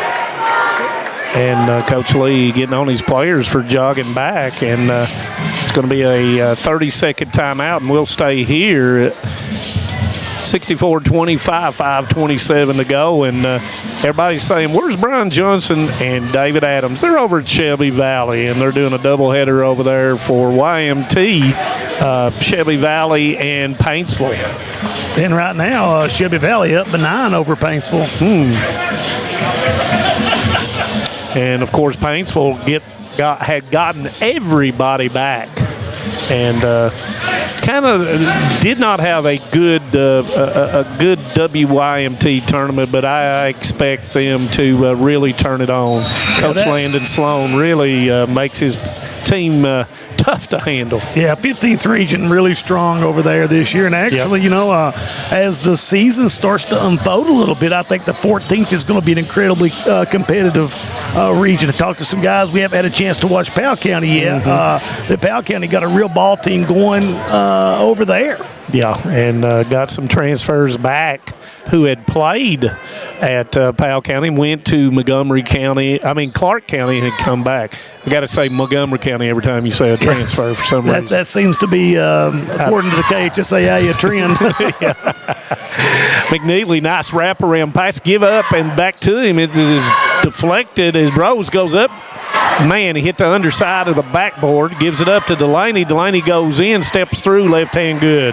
Boy, Delaney's so good at that little hesitation move right there. Give him 20 on the night. And I think we've got a foul. We've got a holding foul on Mason Boggs. That's going to be his first. Hazard put on a really good show in that WYMT. Very impressed with that Hazard team. Got to find a sub or two. Yeah, that's really the only bane that they have right now is depth. Knott County ended up having a good tournament over there. Yep. Coach Honeycutt has to be pleased with where he's at right now with that team. Perry Central trying to find their way. Yeah, but tough schedule. So, just really probably right now, Hazard, Powell County may be your front runners, but maybe 5 teams that can vie for that 14th region crown, one of them being Letcher County Central as well. I would have to agree with that. Still early in the season. We'll see how that plays out. A lot of the teams playing a really tough schedule, so don't go by those records. No. Campbell makes the first. Been real impressed with Campbell coming off the bench for Coach Lee. He's giving it his all, and he's got 5 points coming off the bench. And one thing I really like about this Jenkins team right now is body language. Body language very positive. They're down by 39 points right now, if I'm not mistaken. But good body language and playing hard and doing a lot of fundamental things. Kahn gives it up to Wright. It's not from the backside. Gives it up to Colton Delaney, who's come back in the game. Steps through. 15-footer doesn't go. Rebounds fought for. Wright's got it, but it's tied up, and it will go to Jenkins, according to the. I'm old school. I was looking up at there. Back in the old day, you had that one that you made out of wood. And you turned it and flipped it. Lester makes the call for Coach Lee. Gives it up to Rose going against Wright. He bullies his way in there. He's a bull in a china shop, and he puts it in. Yeah, like I said, we've kind of hit that several times tonight, but he's really a dandy ball player. Give him 10. Robinson in the basketball game for the Pirates. Colton misses it. It's going to be knocked back to Kahn. Looks into Wright, knocked away by Campbell, and it will go out of bounds. Nehemiah Robinson, the sophomore, is in the game for the first time for Coach Noble.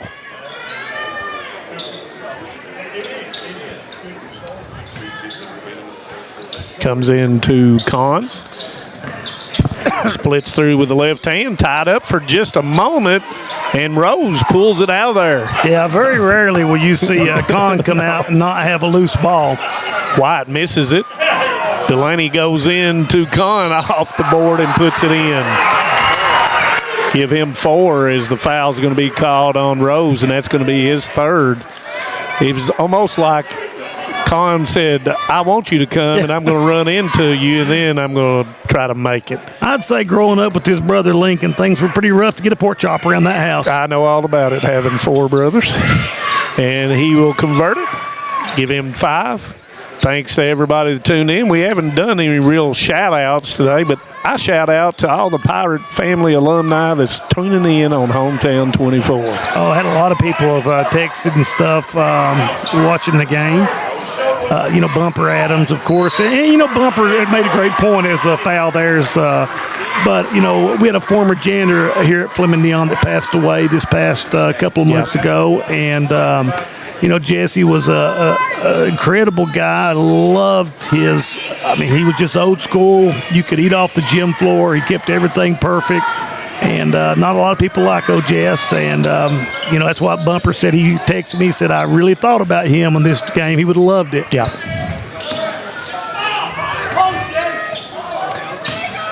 Kahn splits through off the board. And it rolls in. Give him 7. Logan Kahn knows one thing, guys. Everybody in the 14th region would love to have a player like him.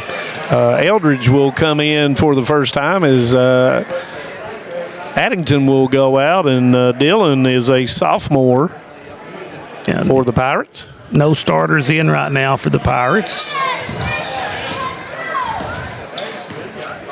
Eldridge, good height, but right there you see that the youthful mistake of moving your hands and not your feet.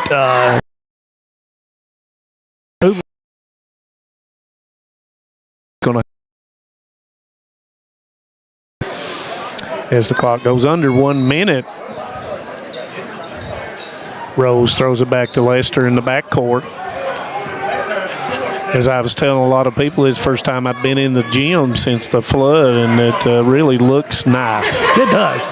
Really stands out. The principal here, David Robinson, he's such a proponent of getting the kids involved in sports, takes a lot of pride in it.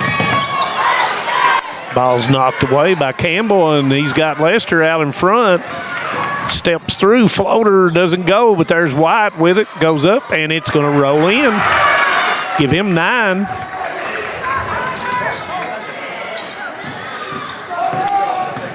Gets under the 5-second mark. We've got to get it off. Robinson into the lane, gives it back up to the lane. Short.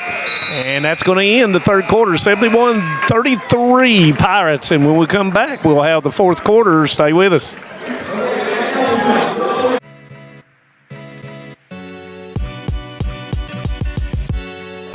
Come right to the source and get the region's best basketball coverage. HT24 puts you right in the middle of the action, and it's free to watch on Facebook. Watch the state's most exciting basketball right here with HT24.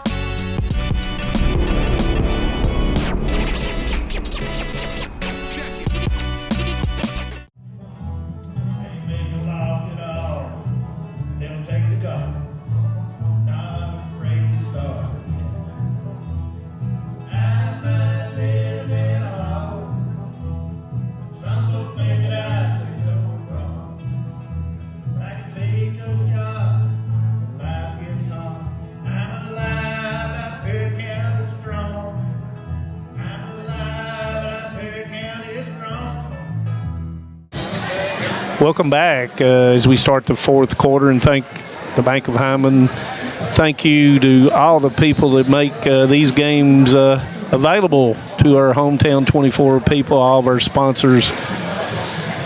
Yeah, we've got, looks like players from the 90s out here, and I see Rod Kraft and Jason Hogg, and still pretty impressive that they both can fit into their senior jackets. Rod didn't have his on, nor did Josh when they came out before. Yeah, I think that that's a testament. They must have bought them a couple of sizes large when they were seniors. So those mommies did a good job. And I'm glad the ones of the 90s we didn't interview the guys of the 90s, because they may have said something about me in a negative manner. I don't think so.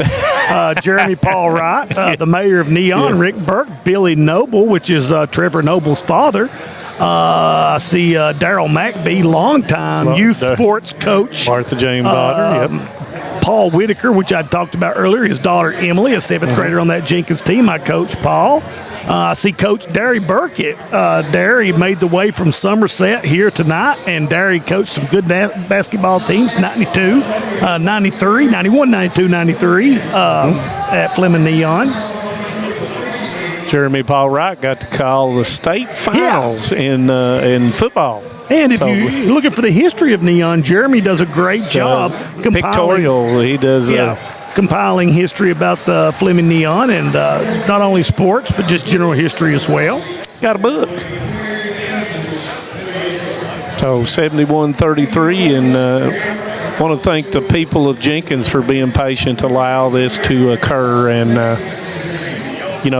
Jenkins and Neon are neighbors. Yeah, and we can't say enough about after the flood, Jenkins graciously opened their gym up, and Neon Middle School played their ball games at Jenkins, which is a testament to Damian Johnson and Ashley Addington over there at Jenkins. That we really appreciate them in their time of need. They were so selfless in opening their facilities up. As we start, and looks like Jenkins is in a 2-3 now. Gillum in with, and he's going to take it to the go, and that's something Gillum needs to do a little bit more of. When you're a three-point shooter, just give a little bit of a fake and drive to the paint, opens up a lot. Give him 11. Contested the shot there. Ambergy looking way up, and I believe that's going to be in the bleachers.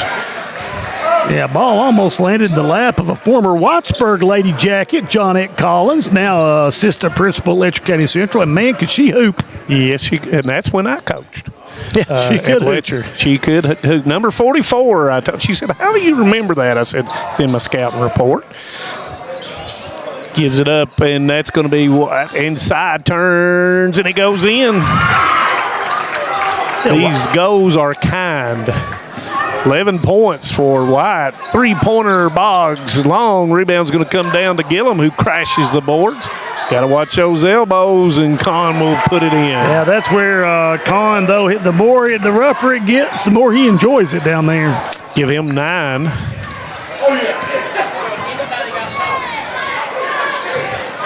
Delaney with the steal goes in, and he's left hand, and he puts it in. Give him 22. Yeah, Thought he was going to go for the dunk right here in front of us, but thought better of it. Con steps on the line, and it will be Jenkins basketball.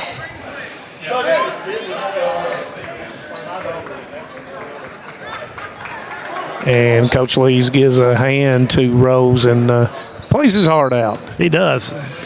And he can play on anybody's team, Manus. Yep. And Mark Young makes the stab there. Another Pirate. Oh, yeah. 1983 graduate, I believe. Yeah, the old lefty could bring the heat back in the day. Yeah, he tried to hit me a few times. And it's going to be a full timeout, and we're going to take a timeout. Stay with us on Hometown 24. If you're looking for a convenient pharmacy location with a friendly, caring staff, look no further than Heinemann Pharmacy, located inside the new Heinemann Primary Care Center. Our pharmacy is open Monday through Friday from 8:30 to 6:30, but always stays open until the last patient is seen. Whether you need to pick up your refills in our drive-thru, need a flavored medicine for your little ones, or something to feel better after a visit to the clinic, the Heinemann Pharmacy inside Primary Care has got you covered. Located at 425 Heinemann Bypass. Call the Heinemann Pharmacy at 785-0513. Hey, it's Kristen, and at Appalachian Wireless, we love Christmas because we give the gift of savings and connection. Are you not sure what to give? Well, give them something that helps them stay connected and capture those moments that matter the most. Family is where you're valued and appreciated. And this Christmas at Appalachian Wireless, we value you. So come home, check the halls, and get connected with Appalachian Wireless.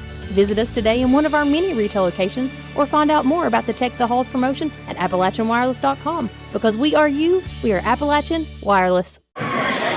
Welcome back to Fleming Neon Roy T. Reeser Gymnasium. Dougie and Sue, or should I say Sue and Dougie Kinser Court. Just want to really, at this time, give thanks to all the sponsors that made this this game possible, not only for us as the media, but to actually, it's a very expensive endeavor to host this when you buy uniforms and T-shirts for the cheerleaders, the band, boys and girls basketball. I think it ran a little bit over $10,000 to buy everything, and all money through sponsorships. Not chicken feed, is it? No. As Con lays it in. Give him double figures with 11. And that's going to be a foul on Addington. That's going to be his third. With Addington's length, he can really become a defensive standout player. And it's something that the Cougars need. He can guard that 2 spot. He's got really nice arm length and height. Just got to keep that reaching in just a little bit. Got to keep your hands out of the cookie jar. Yeah. Or hands behind your back. Did a lot of that for Dan Bates and drills. Oh, I'm sure. Looked like Coach Lee is making wholesale substitutions.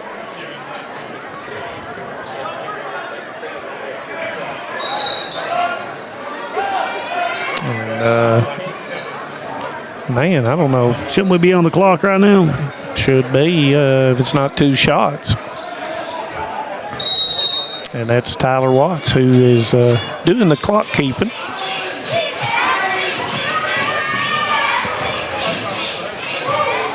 Rose back in the game, steps through, and he is fouled by Wright. Yeah, Rose does just a great job of keeping that ball in the center of his body, using those elbows and shoulders to protect the basketball, allow him to drive in and draw the foul.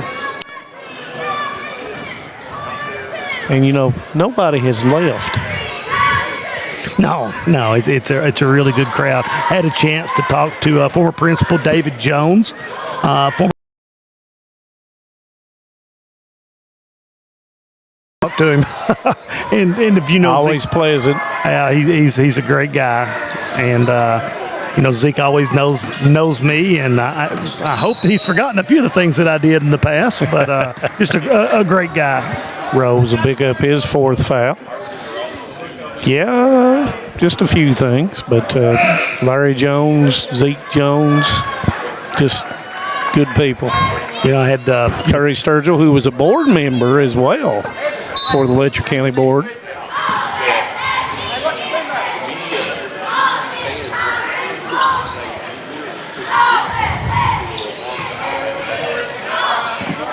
Running their offense are the Pirates.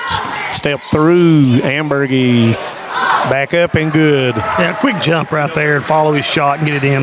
Give him 15. Of course, his father, Justin Ambergy, gave the Glory Road plaque. He's the Glory Road representative from the 14th region. And he gave that to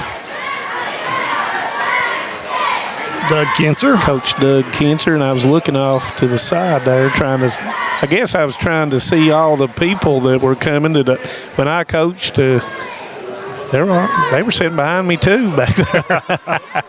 McNeely with the shot, and it goes in. You know, it's hard to be in this gym and not think about Bill Blair.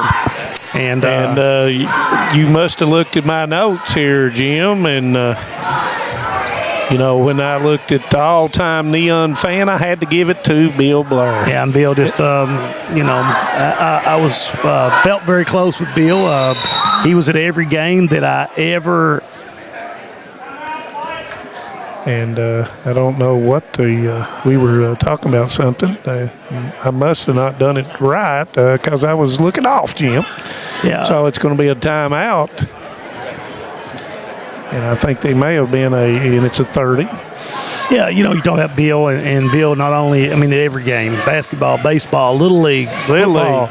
Yes. He was always there. I can see him with those fingers digging in that popcorn and chewing. Got a good chaw. Oh, he got a big chaw in, and you know, I was lucky enough to spend a lot of time with Bill growing up. Rabbit hunted with Bill and his brother-in-law Cue Ball Richardson, and his beautiful, wonderful wife Maura. Yep.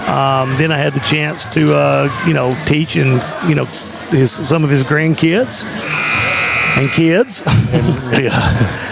And of course, I never forget when I kept stats for Letcher Central, he would tap me on the back and say, "Where's my roster?" And I got it to him.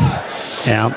You know, you think about Mike Webb. I did see that in your notes. And Yep. Mike, a very good friend of both Bears. And, you know, Mike passed away several years ago. But 14 years ago. Mike loved Fleming Neon. Yes, he did. And I could see him with that that smile as Dylan Eldridge rings down the three-pointer. And that crazy laugh of his. And, you know, was a basketball coach here for several years. Yep, battled against him many a time. My last game was against, at the district was against him at Letcher High School.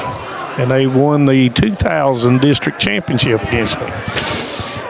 Of course, my district championship was right here in 1999, right here at this gymnasium. 2 minutes, 18 seconds to go in the game, and I hope you've enjoyed this if you're a Letcher County basketball fan. And we'll be doing this again next year at Whitesburg and at Letcher. Yeah, you know, we've talked a lot about, you know, the former Neon players and Jenkins players in the girls basketball. But also, if you look at traditionally, let's go back a few years and talk about some of those great players at Jenkins. I know when I was in high school, you know, you had Brian Johnson, went on to a stellar career at Pikeville. Lanier Gray, phenomenal little guard there. Micah Oden, one of the better athletes to probably be in Letcher County. You know, so many good athletes. Mark and Herman Johnson. Well, I'll say Mark. I'm not going to give Herman the nod. David Nairmore. I mean, not David Nairmore, but Steve Nairmore.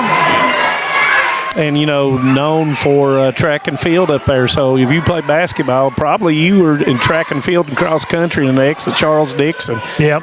Excellent coach and social studies teacher. Yeah, his son, I think it was Shane. Played basketball and graduated 90 from Jenkins. Another good player. Mike Castle, David Skyle.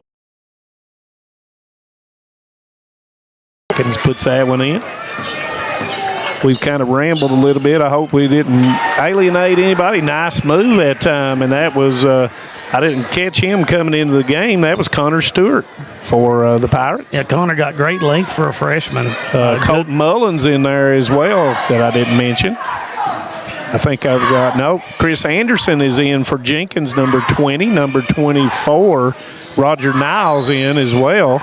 Yeah, Riley Wright in for the Pirates. So, yep, I didn't get Riley. He's 0. We've got 2 zeros.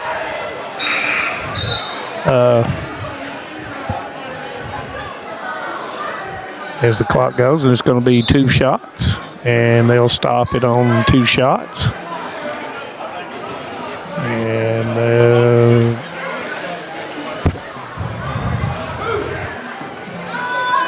we've had moving parts tonight in our telecast, and want to thank AD Blake Mason.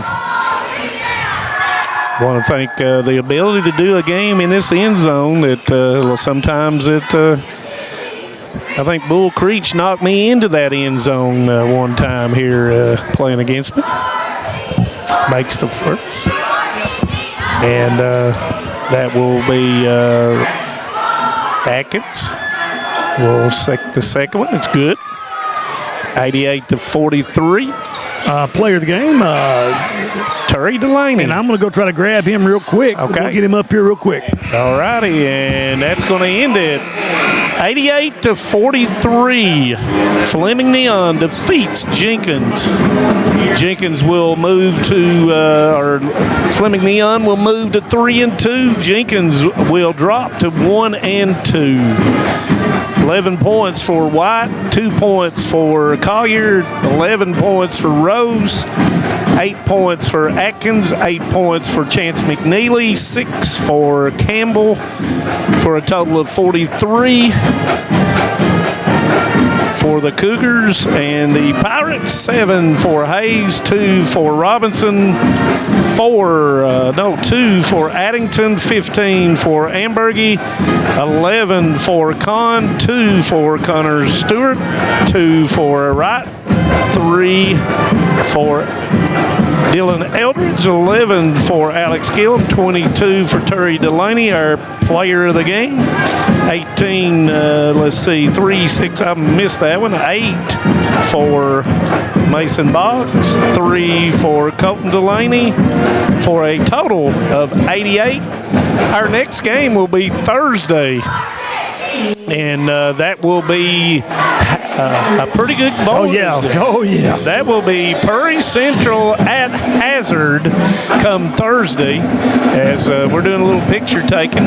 Were you able to gather? Yeah, Terry said he'd be right up here after he takes pictures. But it's been a great night for me, and I'm going to let you close out after you talk to Terry, and I appreciate everybody for tuning in tonight. And here comes Terry Delaney, and Jim's going to talk to Terry. Okay, I'm here with Terry Delaney. Terry, you're the MVP of the game for us.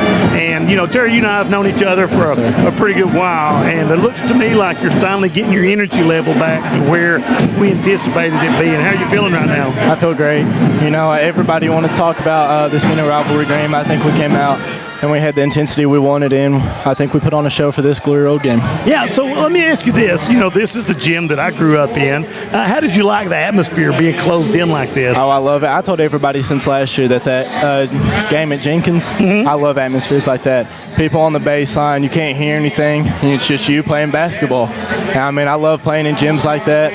I take it for granted playing at Letcher, and we had that huge gymnasium, but when you come into gyms like this and it's sold out, shoulder to shoulder in the bleachers, and everybody's loud. I love it. It is an awesome atmosphere, and I really have been looking forward to this one for quite a while, and just really impressed with you guys. And let's talk a little bit about Letcher Central basketball now. Yes, your Pirate stuff's over. I've had a chance to watch everybody in the region except for Powell. And you guys, where are you at the rest of the week? We go Saturday and Sunday to Whitley County, play Middlesboro and then Evangel Christian. Okay. And, have you had a chance? I know, you've lost. I felt like Prairie Central, you may have gave that one away. We did. I felt like so. that you had there, Yes, sir. But the region this year, Manus and I have talked about it early on last year. We knew it was Breathitt Hazard. That was it. Front runners, they ran the table. This year, I really feel like there's 5 teams that can win the regional championship. I think there is. You go through our first top 5 teams in the region. All of them are good. You got Powell County, they're really good. I haven't got a chance to watch them. I watched a little bit of that Floyd County game, and they look like a good basketball team. They didn't come out with a victory, but the parts I watched, they looked pretty good. I obviously watched Hazard and the WYNT. They did a great job against the defending 13th region champions, and everybody knows North Laurel's a good team. Perry, we played them head-to-head. They're not a bad basketball team. No. I think we matched up perfect with them, and there's things that we did wrong in that game, but I think everything's fixable. And then obviously us, I'm biased, but I think we're the team here. But that's what. And if you don't feel that way, you don't need to be out there playing basketball. Yes, sir. But I've enjoyed watching your growth. And that's what I'd said on the air as we were talking about you, Terry. You're a great basketball player, but the number one thing you're a good kid. Academically, you're respectful. You do all the little things that I know that you're going to be very successful in life. And I am so looking forward to watch you guys. I know we've got you guys next Monday back at Letcher, or Tuesday back at Letcher Central. We'll be doing that game too. Yes, so, just good luck, Terry, and I hope that you achieve everything you want to achieve this year, young man. And Yes, thank sir. you so much. Thank you. Can I say something real quick? You most certainly can. I do this at all my interviews if people haven't ever heard me, but I always give praise and glory to Jesus Christ. I have Bible verses written on my shoes and stuff, and it's always been a big part of my life. And I always want to give him praise because, he's given us the opportunity to come out here and play basketball and the atmosphere and everybody staying healthy, and he's always number one. Amen. Amen. And Terry, once again, that reiterates who you are as a person. I appreciate you so much, Yes, sir. Thank you. You too. And guys, that's kind of took us through where we're at. Final 88-43, Fleming Neon Pirates over the Jenkins Cavaliers. I hope everyone has enjoyed this Glory Road game as much as I have, but I doubt it. I've really had a good time tonight. I want to give thanks to all the Hometown Sports crew to making everything possible. And for Manus Blair, I'm Jim McCauley, and we'll catch you in the gym Thursday night at Hazard. Brought to you by Double Quick, Keisha Caldwell Bankruptcy Express, Hometown Pharmacy in Hazard, Mountain Health Alliance, TPBT Bancorp, Primary Care Centers, Kentucky Farm Bureau Whites.